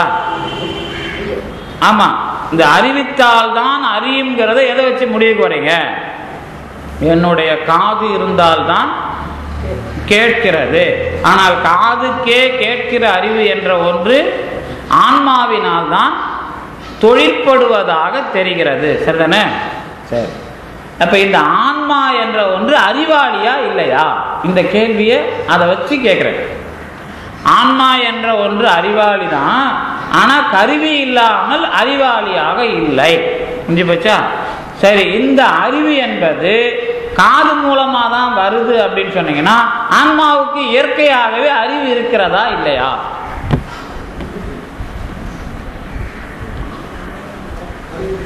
அறிவு இருக்குதுங்கிறது தெரியுது. அதில் ஒன்றும் நான் மறுத்துலாம் போக மாட்டேன். நமக்கெல்லாம் அறிவு இருக்குது, நாமெல்லாம் ஆன்மான்னு சொல்லதான் போறோம். அதில் பிரச்சனை இல்லை.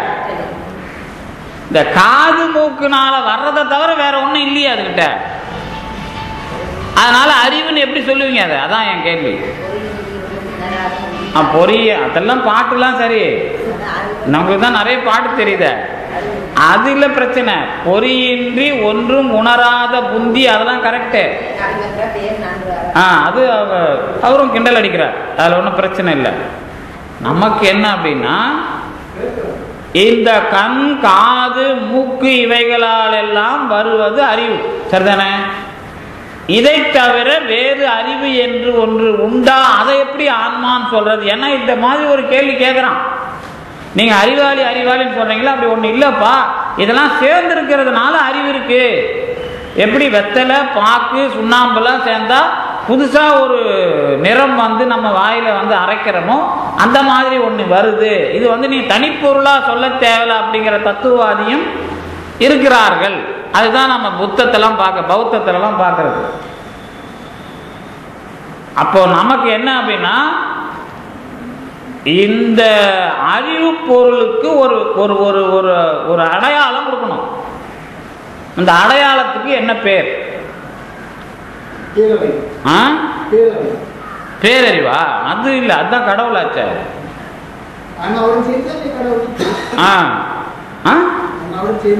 அதுல உண்மைதான், அதை நம்ம அனுபவிச்சுதான் தெரிஞ்சுக்க போறோம்.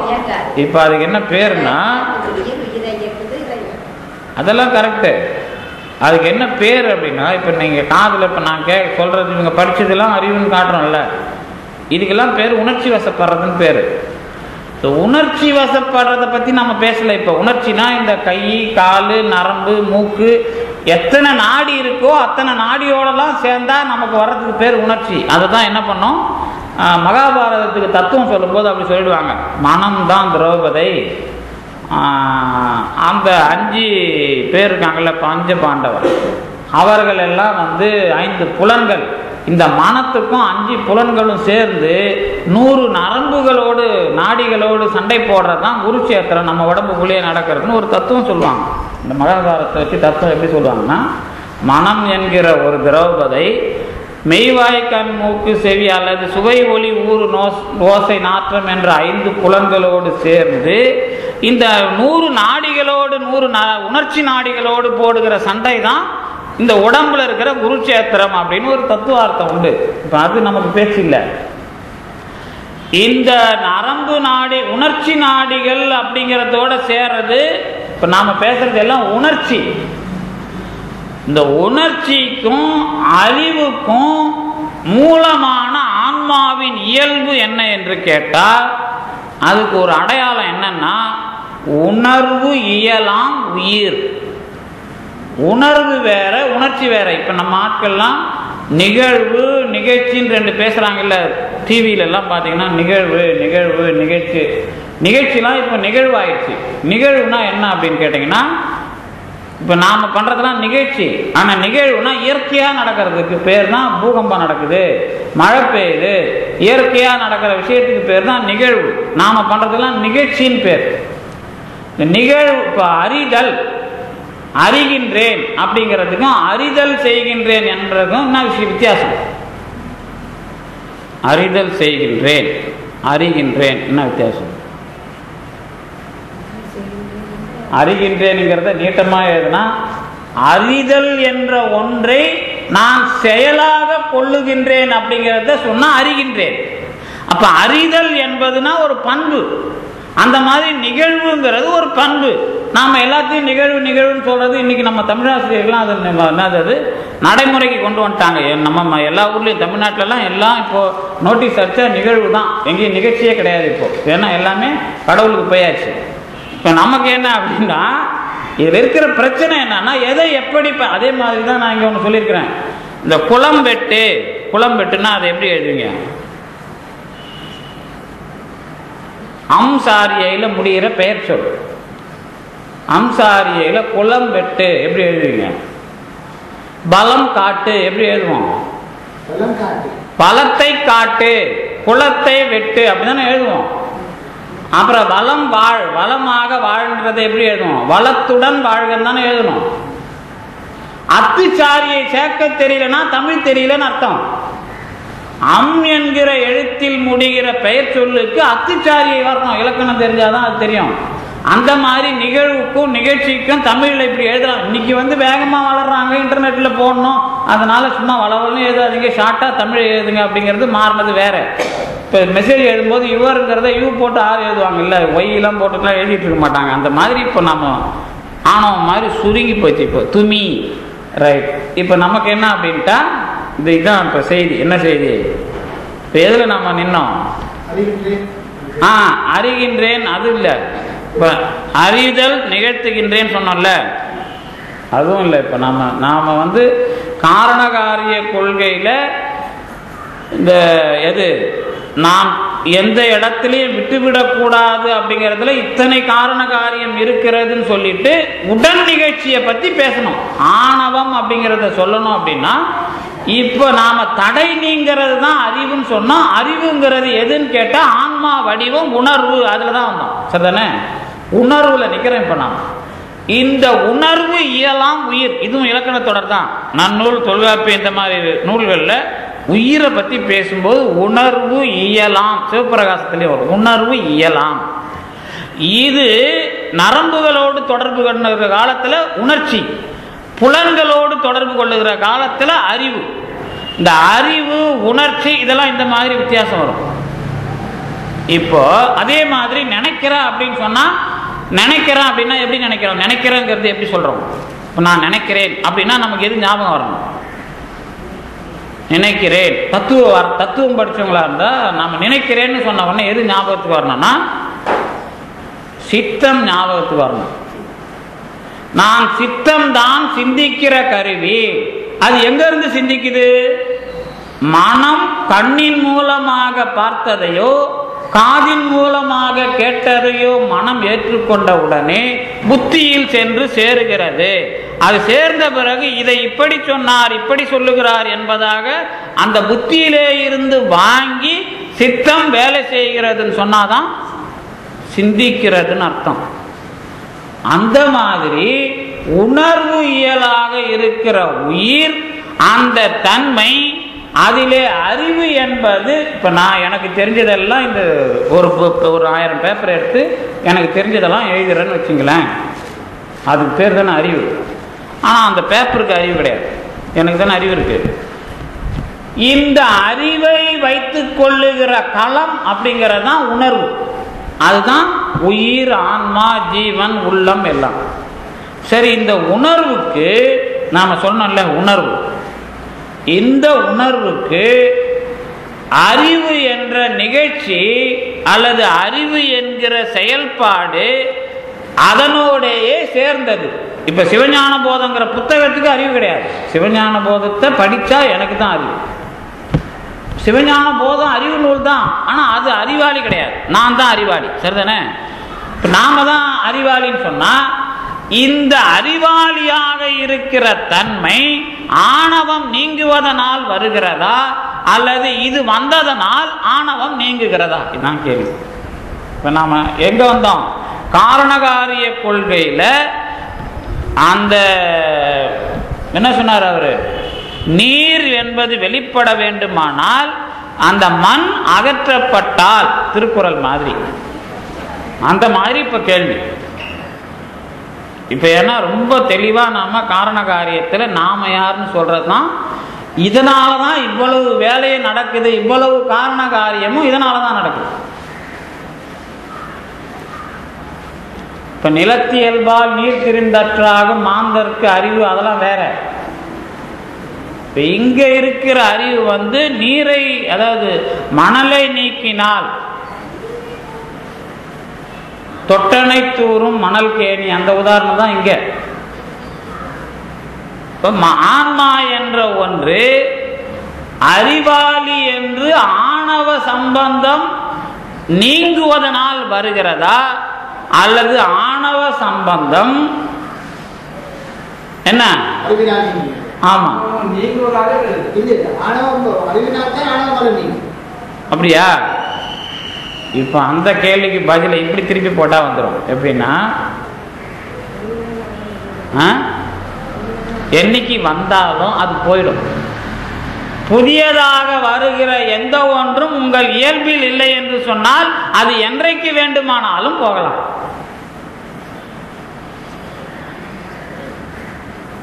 அப்பதான் ஓஹோ நமக்கு அறிவு இருக்கிறது, நமக்கு புதியதாக வரவில்லை, இது மறைத்திருக்கிற வேறு ஒன்று என்பதாக ஆணவத்தை முடிவு செய்வதற்கு இந்த காரண காரியம் தான் உதவுது.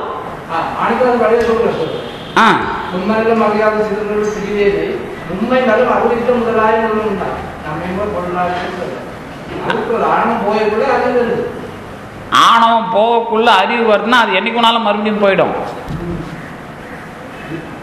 அப்படி இல்ல, அதாவது சித்தமலம் அறிவித்து சிவமாக்கி எனையாண்ட சித்தன் சரிதானே? அந்த சித்த பித்தை தின்றால் பித்தம் தெளியும் மஞ்சக்காமாலை உள்ளவனுக்கு வருகிற கசப்பு போல ஊமை அது. ஆனா இது வருது போகுதுங்கிற இயல்பை பத்தின ஆராய்ச்சி இல்லை. நான் அதுக்கு தான் அறிவு என்ன உணர்ச்சினா என்னன்னு ஆழமா போய் ஆன்மாவுடைய குணம் உணர்வு அதுதான். அதுக்கு குணம் கூட சொல்லக்கூடாது. குணம் சொல்லிட்டா கூட அது தற்கிழமையா பிரிதின் கிழமையான்னு போயிடும். அப்புறம் அது இந்த தத்துவத்தில் அது ஒரு பெரிய பிரச்சனை. என்ன அப்படின்னா, இந்த முக்குணம் பேசுவோம்ல, குணம் பேசும்போது குணகுணி சம்பந்தம்னு ஒன்று இருக்கும். இந்த குணகுணி சம்பந்தம் பேசினா அதுல ஒரு பிரச்சனை இருக்கு. குணகுணி சம்பந்தம் குணத்தை நீக்கி விட்டால், இப்ப மலருக்கு எது குணம்? மலருக்கு எது குணம்? வாசனை தான். அந்த மலர்லயும் இருக்குது, இந்த மலர்லயும் இருக்குது. வாசனை அதை விட்டு வெளியே வருது இல்ல? வாசனை மலரை விட்டு வெளியே வருதா இல்லையா? அந்த மாதிரி குணம் சொல்றீங்களா உயிருக்கு? அப்படி பார்த்தா அது வெளியே வந்துடும். இந்த குணகுணி சம்பந்தத்துல அந்த தத்துவம் அப்படின்னா என்ன அர்த்தம் ஆகுதுன்னு கேட்டா, அது அதன் தன்மை, அதை பிரிக்க கூடாது. தட் அண்ட் தட்னஸ், அது அதன் தன்மை, அப்படி பிரிக்க முடியாத ஒண்ணுக்கு பேர் தான் பொருள்னு பேர். அது முக்குண கலப்பினால் வந்ததா, குணம் அதில் உடமையாக இருக்கிறதான்னு நீங்க பொருளை முடிவு பண்ணலன்னா அந்த பொருள் பலவாக இருக்கிறது முடிவு வந்து அதுவும் அழியும், அதுவும் நிலையில்லாத பொருள் ஆயிடும். உள்பொருள் பேசுற அந்த உள்பொருளை நிறுவுகிற காலத்துல இவ்வளவு விஷயங்களும் பிரச்சனை. அதனாலதான் உதாரணம் சொல்றது விளக்குறதுலாம் கொஞ்சம் விட்டீங்கன்னா அடுத்த தத்துவம் வந்து உட்காந்துரும். சைவ சித்தாந்தத்துக்கு பதில் அத்வைதம் வந்து உட்காந்துரும். ஆமாங்க, நீங்க சொன்னதுலயே வந்து ஆமா பல பொருளா இருக்குது, அதுவும் அழிகிற பொருள் தானே, அப்ப ஒண்ணுங்கிறது தான் உண்மை, இந்த 2 3 பேசாத அப்படின்னு அவருங்க கரெக்டா வந்து நின்றுடுவாங்க. அதனாலதான் இந்த இடத்துல இப்ப முக்குணம், அதாவது ஈக்குலிபிரியம்னு பேசுவாங்க. ஈக்குலிபிரியம்னா முக்குண மோதல், தாமசம் அகங்காரம் ராஜசம். அது இது சத்துவம் ராஜசம் தாமசம் பேசுறாங்கல்ல, 3 குணம். இந்த 3 ஒன்னோட ஒண்ணு மோதிக்கிட்டே இருக்கும். இந்த முக்குணத்தை நீங்க சுத்தமாயில சொல்லக்கூடாது. அதுக்குதான் சுத்த மாயை முக்கியமா தேவை. அங்க முக்குணம் சொல்லிட்டீங்கன்னா மாயையும் கூட்டு பொருள் ஆயிடும். கூட்டு பொருள் ஆயிட்டா உள்பொருள் கொள்கைங்கிறது ஃபெயிலியர் ஆயிடும். அப்ப எதுக்கு நம்ம இந்த பிரச்சனை எல்லாம் வரும்போது ஒவ்வொன்றுக்கும் இந்த பதில சொல்ற மாதிரி அதை சரியா தெளிவா நிறுத்தி இருப்பாங்க. அதான் நமக்கு அந்த ரொம்ப முக்கியமான விஷயம். அதுலதான் இந்த உயிர் என்பது உணர்வு இயலானது. இது ஆணவத்தை அங்கிருந்து தூக்கிட்டு வர தேவையில்லை. நமக்கு அறிவு இருக்கிறது, நாம படிக்கிறோம், நாம இன்னும் போதம் ஞானம் வருது, போதம் வருது, இது எல்லாமே பெருமான்ல தெரியுது. அப்ப நமக்கு இல்லாத அது வரல. நம்முடைய விளங்காத குணம் விளங்குகிறது. அப்ப விளங்காத குணம் விளங்காம போனதுக்கு கண்டிப்பா இன்னொரு சம்பந்தம் காரணம் அப்படின்னு, அதுதான் ஆணவ சம்பந்தம்.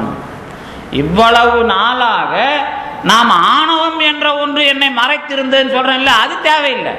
நான் அறிவாளியாக ஆறத பார்த்தா எனக்கு அது புதுசா வரல, புதுசா வந்தா போயிடும். அப்ப நான் எனக்கு இருந்தது விளங்க விடாம பண்ணதுக்கு பேர் ஆணவம்னு சொன்னா, என்னுடைய வாழ்க்கையிலிருந்தே நாம ஆணவங்கிற பொருளை முடிவு செய்கிறோம். இப்ப நமக்கு ஆணவம் உண்டா இல்லையாங்கிறத பத்தி பிரச்சனை இல்லை. ஆணவம் இருக்குதா, அது ஆணவம்னா என்ன, அதை பத்திலாம் நீங்க கவலையப்பட தேவையில்ல. அவர் ரொம்ப ஆணவத்தில் பேசுறாருங்க, அதெல்லாம் வந்து இதெல்லாம் சரியில்லைங்க அப்படின்னு நீங்க சொல்றீங்கல்ல, அதை பத்திலாம் ஒன்றும் கவலைப்பட தேவையில்ல. அது இன்னும் கேட்டால் நேற்று அவங்க சொன்னாங்கல்ல, நேற்று ஆணவம் இல்லைன்னா நம்ம அனுபவிக்கவே முடியாது அப்படிங்கிறதெல்லாம் ஒரு விஷயம் இருக்குல்ல. இப்போ அதனால தானே அவங்களுக்கு பிரச்சனை வந்தது. யாருக்கு? அத்வைதம் எழுதுனவங்களுக்கு என்ன பிரச்சனை வந்ததுன்னா, ஆணவத்தை அவங்க ஒத்துக்கல. அதனால என்ன பண்றது, சோம்பேறியா இருந்த சோம்பலை முறித்து கொண்டு பிரம்மம் உலகத்தை படைத்ததுன்னு எழுதுறாங்கல்ல. ஏன் எழுதுறாங்க? ஆணவங்கிற ஒரு பொருள் அவங்களுக்கு தெரிஞ்சிருந்தா சோம்பலே வந்திருக்காதாங்க. மறைஞ்சிருந்த ஒரு விஷயத்தை வெளியே கொண்டு வர்றதுக்காக இந்த விஷயம் வருது. நாங்கள் எழுதிக்க ஒரு விஷயம் வந்திருக்குல்ல, இடம் புரியல. என்ன புரியலன்னா, பிரம்மம் இந்த உலகத்தை ஏன் படைச்சதுன்னு ஒரு கேள்வி கேட்டப்ப அதுக்கு என்ன சொல்லுவாங்கன்னா, சோம்பலை முறித்து கொண்டு பிரம்மம் எழுந்து இந்த உலகத்தை படைப்பேன் என்று முடிவு பண்ணதுன்னு அதுக்கு ஒரு வாக்கியத்தை சொல்லிட்டு வருவாங்க. இப்போ நாம் என்ன சொல்கிறோம் அப்படின்னா, இப்போ அந்த மாதிரி சோம்பல்லாம் இங்கே நாம் கடவுளுக்கு பேசுறதில்ல. நாம் ஆணவங்கிற ஒரு பொருள், அது ஆன்மாவேங்கிற ஒரு ஆளை வெளியே விடாமல் அல்லது அதில் வேலை செய்ய விடாமல் மறைத்து கொண்டிருக்கிறதுன்னு தெரிஞ்சதுனால இந்த படைப்புங்கிறது சோம்பலை முறித்து கொண்டு நாம் எழுதலை. இந்த ஆணவம் என்பது அது உயிரின் இயல்பை மறைத்து கொண்டிருக்கிற ஒரு இயல்பு உடையது. ஆணவத்தோட இயல்பு அது. இப்போ நமக்கு இப்படி வச்சுக்குமே, எத்தனை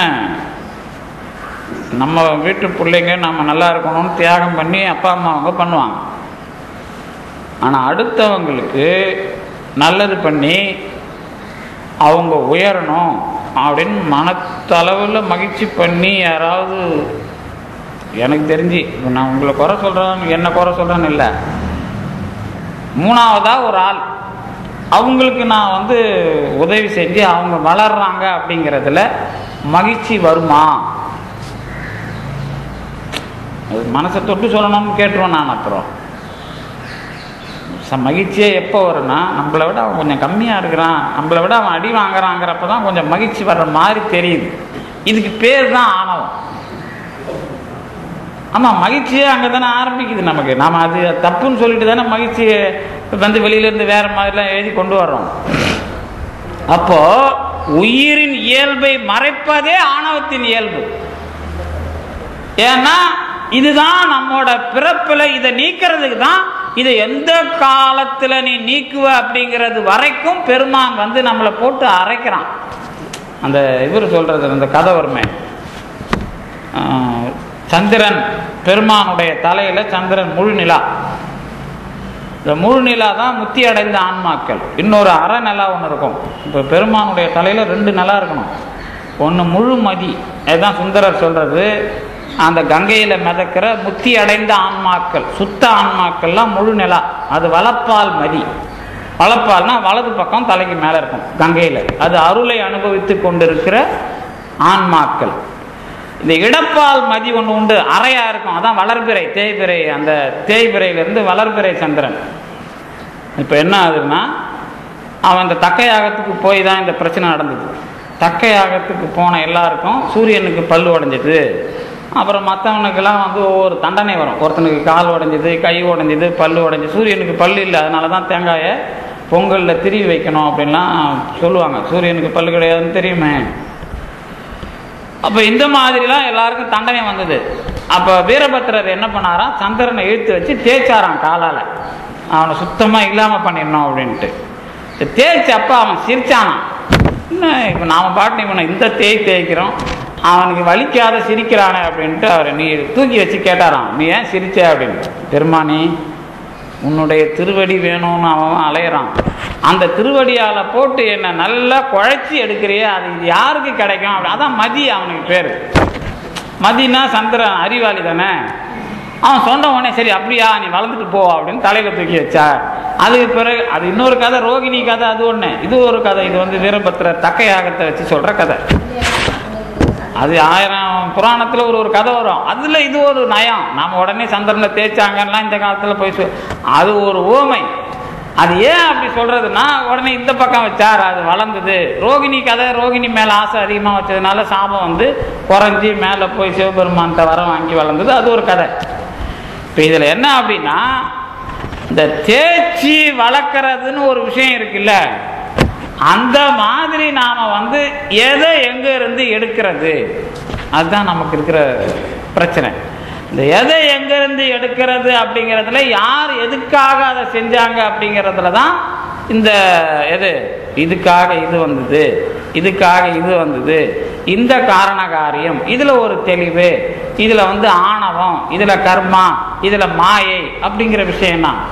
இப்போ ஆணவத்தை பொறுத்த வரைக்கும் இதுதான் விஷயம்.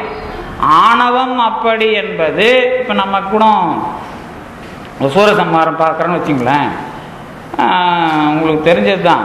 இந்த மாமரத்தை பொழந்து வேலும் மயிலுமா வரான்ல,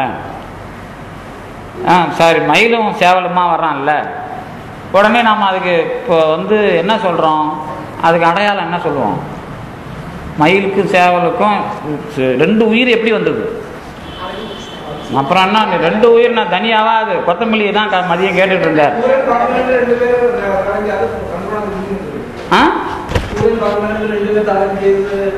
அதான் 3 சூரன் ஆயிடுவாங்கல்ல, ஒன்று யானை, இன்னொன்று சிங்கம், அப்புறம்தான் சூரபத்மன். அது பத்துமன் அப்படிங்கிறது தாமரை போன்ற முகமுடைய சூரன் அவன். நீங்கள் உடனே அது 2 இங்கு 3 பேர். அதில் ஒன்று முதல் நாள் மாயை, 2வது நாள் கர்மா, 3வது நாள் ஆணவம். இந்த சிங்கம் தான் முன்ன பின்ன பார்க்கும். வினை ஒரே சமயத்தில் பழைய வினையும் வரும், புது வினையும் வரும். அதுக்காக சிங்கம். முதல் நாள் மாயை பற்றி கவலை இல்லை. இந்த கடைசி நாள் உங்களுக்கு ஆணவம். அது யான் எனது என்று 2ஆகத்தான் வேலை செய்யும். எப்படி நீங்க சுத்தமாயை அசுத்தமாயை கேட்டீங்களோ அதே மாதிரி யான் எனது என்று 2ஆக வேலை செய்வது, ஆனால் ஒரே பொருள். அதில் ரொம்ப கவனமாக இருக்கணும். ஏன்னா அந்த ஒரு பொருளுங்கிறதுல என்னைக்காவது நாம் கொஞ்சம் விட்டுட்டோம்னா, அந்த சுட்டி அறியப்படாதது 2 பொருளாக இருக்குது அப்படின்னா தனித்தனி பொருளாக சொல்லணும். இப்போ ஆணவம் ஒரு பொருள், கர்மம் ஒரு பொருள், மாயை ஒரு பொருள். இந்த 3ஐயும் தனித்தனி பொருளாக நீங்கள் முடிவு செய்யணும். இந்த 3 ஒன்று மாதிரி முடிவு செஞ்சீங்கனாலும் என்ன பிரச்சனைனா, அதுவும் அழிந்து போகிற அல்லது மாற்றம் அடைய வேண்டிய பொருள். அது எல்லாம் எங்கே போகும்னு ஒரு கேள்வி வந்துடும். அப்போ தத்துவம் சொல்லும்போது அந்த மெத்தடாலஜியை மாற்றக்கூடாது. அந்த முதல்ல நாம் படித்தது இது என்று சொல்லப்படுவது சுட்டி அறியப்படுவது, சுட்டி அறியப்படுகிற பொருள் தோன்றி நின்று அழிவது, அந்த சுட்டி அறியப்படுகிற பொருள் உறுப்புகளின் தொகுப்பாக அவயவ பகுப்பு உடையது. அப்படி அவயவ பகுப்பு உடையது சடப்பொருள். இதில் தெளிவாக அந்த ரூல்ஸில் கரெக்டாக இருக்கணும். அந்த ரூல்ஸில் சரியாக இருந்தால் தான் ஆணவம் என்பதை ஒரு பொருளாக சொல்லலாமா, யான் எனது என்ற 2 பொருளாக சொல்லலாமான்னு கேட்டால் 2 அனுபவம், ஆனால் ஒரே பொருள். சுத்தமாய அசுத்தமாய என்ற 2 அனுபவம், ஒரே பொருள். வினை நல்வினை தீவினை என்று 2, ஆனால் ஒரே பொருள். இந்த மாதிரி முடிவு செய்தால்தான் நாம உள்பொருள் கொள்கைன்னு ஒரே பொருளாக அருவப்பொருளாக சொல்லும்போது அந்த கொள்கை பிழையாக வராது. அதில் ரொம்ப தெளிவாக இருக்கணும். அப்போ ஆணவத்தை முடிவு செய்யும் போது நேரடியாக ஆணவம் என்பது உயிரை மறைத்திருக்கிற அனாதி சம்பந்தமுடைய ஒரு பொருள் அப்படின்னு சொல்றதை விட, இந்த உடம்பிலே கை கால் கண் காது மூக்கு இவைகளுக்கு வேறாக இவைகளுக்கு இல்லாத ஒரு தன்மையில் ஒரு பொருள் இருக்கிறது. அந்த பொருள் இவைகளை பயன்படுத்தி அறிவை பெறுகிறது. அப்ப அறிவு என்ற ஒன்று அதற்கு இல்லை என்று சொன்னால் எந்த காலத்திலும் வராது, இல்லது வாராது அப்படிங்கிறதுல அது.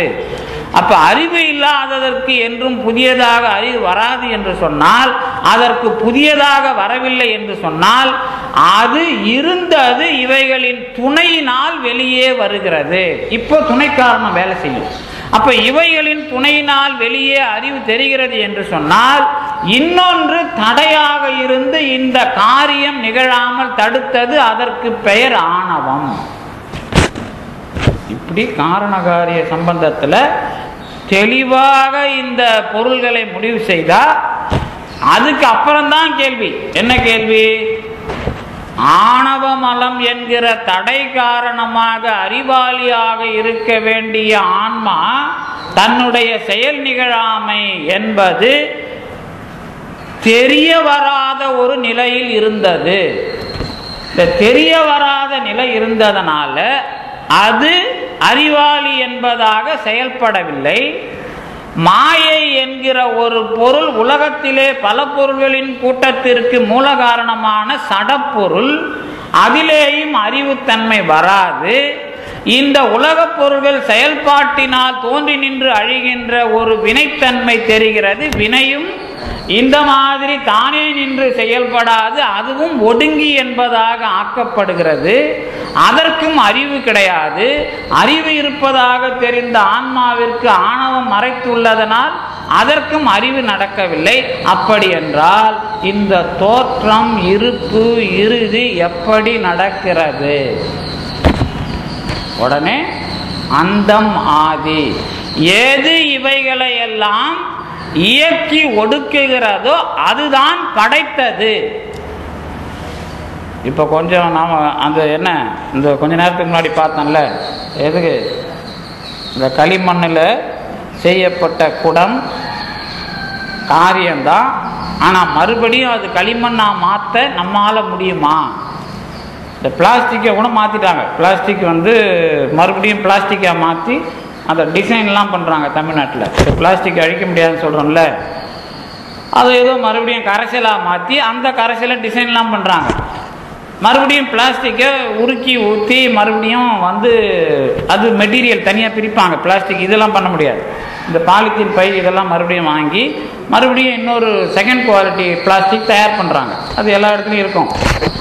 ஆனால் இந்த பானை ஓட்டிலேருந்து மறுபடியும் களிமண்ணை தயார் பண்ண முடியுமா? அப்படி தயார் பண்ணுற விஷயம்தான் ஒடுக்குகிற விஷயம். இந்த ஒடுக்குகிற வேலையை செய்தால்தான் படைக்கிற வேலை என்பது நடக்கும். அது யார் பெரிய ஆளுங்கிறத பற்றி பிரச்சனை இல்லை. களிமண் உருவாக்கப்பட்டால்தான். இப்போ நீங்கள் அழிக்கவே இல்லை அப்படின்னா படைப்பு மட்டுமே நடக்குதுன்னா அந்த வேலையும் நடக்காத வேலை அல்லது அந்த வேலையை பொருத்தமில்லாத வேலை. இப்போ இப்படி வச்சுக்குமே, சரிங்க, இது ஏன் களிமண்ணா ஆகணும், அதை விட்டுருங்க, நாங்கள் களிமண்லேருந்து பானையே உருவாக்கிட்டு போகிறோம் அப்படின்னு உருவாக்கிட்டு போனால் அந்த வேலை பொருத்தமான வேலையாக தெரியுதா? இல்லை இல்லை. இப்போ இப்படி வச்சுக்கோமே, இப்போ மரத்துலேருந்து விதை வருது இல்லை, விதை வந்த உடனே இன்னொரு மரம் உருவாக்குறோம்ல, சரி, நடுவில் இந்த மரத்தை என்ன பண்ணுறது?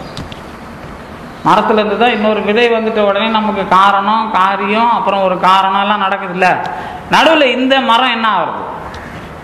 நம்ம காரண காரிய சம்பந்தத்தில் நடுவில் இந்த கிளை காரியம்லாம் நடக்குது இல்லை. கிளை காரியம்னா மரம் என்கிற ஒன்று ஒரு காரியம் தானே, இது விதையினுடைய காரியம் தானே.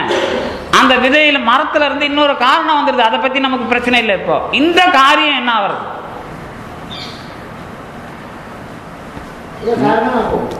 இந்த காரியம் எங்க காரணமா போகுது? நீங்க தான் விதை தான் காரணம் இல்லை சொல்லிட்டு இருக்கீங்க. மரத்துக்கு காரணம் அது நான் கேள்வி எந்த இடத்துல கேட்கறேங்கிறது புரிஞ்சுட்டா அது சுவையா இருக்கும். மரத்திலிருந்து விதை தான், மரத்துக்கு விதை தான் காரணம், விதையிலிருந்து மரம் காரியம் தானே. இன்னொரு விதைய அதுக்கான காரணமா பார்க்க முடியாது அப்படிங்கிறது தான் விஷயம். அப்ப இந்த காரியங்கிறது தான் ஒடுக்கப்பட வேண்டிய விஷயங்கிறது இந்த உதாரணத்தை தெளிவா பார்க்கும் போதே தெரியும். அதனாலையும் இது நான் நமக்கு தெளிவாகிறதுக்காக இதை நேரடியாக கொண்டு வரேன். இன்னும் அவங்க எழுதுகிற முறையில் போனால் நம்ம அதை வரிக்கு வரி படிச்சுட்டு அது ஒரு பிரம்மாண்டமான உலகமாக தெரியும். அது நம்ம ஐயாலாம் அதை திறம்பட நம்ம இங்கே செஞ்சுட்டு வராங்க தொடர்ந்து. நான் அது நேராக அது தொட்டு காட்டிடணும் அப்படிங்கிற வேலை தான். ஏன்னா நம்ம 12 சூத்திரத்தை நாம் இந்த 10 நாளில் முடிச்சுட்டு நாம் போக வேண்டிய வேலை இருக்குது. அது இல்லாமல் நாம் ஓரளவுக்கு நாம் அதை எந்த இடத்துல இதை நாம் இந்த படிச்சுக்கிட்டே இல்லாமல் ஓரளவுக்கு புரிய வைக்கிறதுக்கு எது நமக்கு ஈஸியாக உதவுது அப்படிங்கிறத பார்த்தா, விதையிலிருந்து மரம் வருதுப்பா, சரி, அது காரியம், மரம் தானே காரியம், அப்போ விதை காரணம். உடனே இந்த காரியத்திலிருந்து இன்னொரு காரணம் எப்படி வருது? எப்படி வருது? விதைங்கிற காரணம் அது இன்னொரு காரியத்துக்கான காரணம். ஆனா இந்த மரம் என்கிற காரியத்தின் மூலமான காரணமா? அந்த மாதிரியும் தெரியுது. பதில் உடனே வர மாட்டேங்குது இல்ல. இன்னொரு காரியத்திற்கான காரணம் விதை. ஆனால் இந்த மரம் என்கிற முழுமைக்கான அதே மரத்து அந்த காரியத்திற்கான அது மாறுகிற காரணம் அது கிடையாது. அப்பதான் உங்களுக்கு தோற்றமும் ஈரும் வேற வேறன்னு தெரியும். இத சம்பந்தப்படுத்துற விஷயம் தான் தண்ணியில் இருக்கிற சூட ஏத்துற மாதிரி சம்பந்தப்படுத்துற விஷயம். அதுக்கு இன்னொரு காரண காரியம் உதவும். இந்த காரண காரியம் ஒண்ணுத்திலேயே இந்த விளக்கத்தை நாம சொல்லிட முடியாது. 3 விதமான நடைமுறைகள்ல இந்த காரணம் இந்த காரியம் இதிலே இன்னொரு காரணம், இன்னொரு காரியம். ஆனால் இந்த காரியத்தினுடைய ஒடுக்கம் என்பது எப்படி? சரி, அதே மாதிரி காரண காரியத்துக்கு நடுவிலே இருக்கிற இணைப்பு என்பது உண்டு. அப்படி பார்த்தாதான் தடை நீங்கிறது ஒண்ணு, காரியத்தை ஒடுக்கிறது ஒண்ணு, தோற்றுவிக்கிறது ஒண்ணு. இது எல்லாமே காரண காரியம் சொன்னா அழிக்கிறது தான் தோற்றுவிக்கும். இது தனி அது தனி, இந்த ரெண்டுத்தையும் சேர்த்து தான் அந்த மாதிரின்னு சொல்லணும். அதுதான் கடவுள். இது வரைக்கும் இந்த நூற்பாவில் நமக்கு அனுபவ பொருளாக அமைகிறது. இன்னும் நாம் அதை நாளைக்கு சிந்திக்கும் போது இன்னும் ஏதாவது சந்தேகம் அந்த நூற்பா விளக்க அடிப்படை தொடர் அடிப்படையில் இருந்தால் அமைத்துக் கொள்ளலாம். இது உங்கள் முன்பாக சிந்திக்கும் பொழுது எனக்கும் இதை திருவருள் இந்த மாதிரி விளக்கங்களை அமைக்கிறது என்பதையும் சொல்லிக்கொண்டு நன்றியுடன் விடைபெறுகின்றேன். நன்றி, வணக்கம்.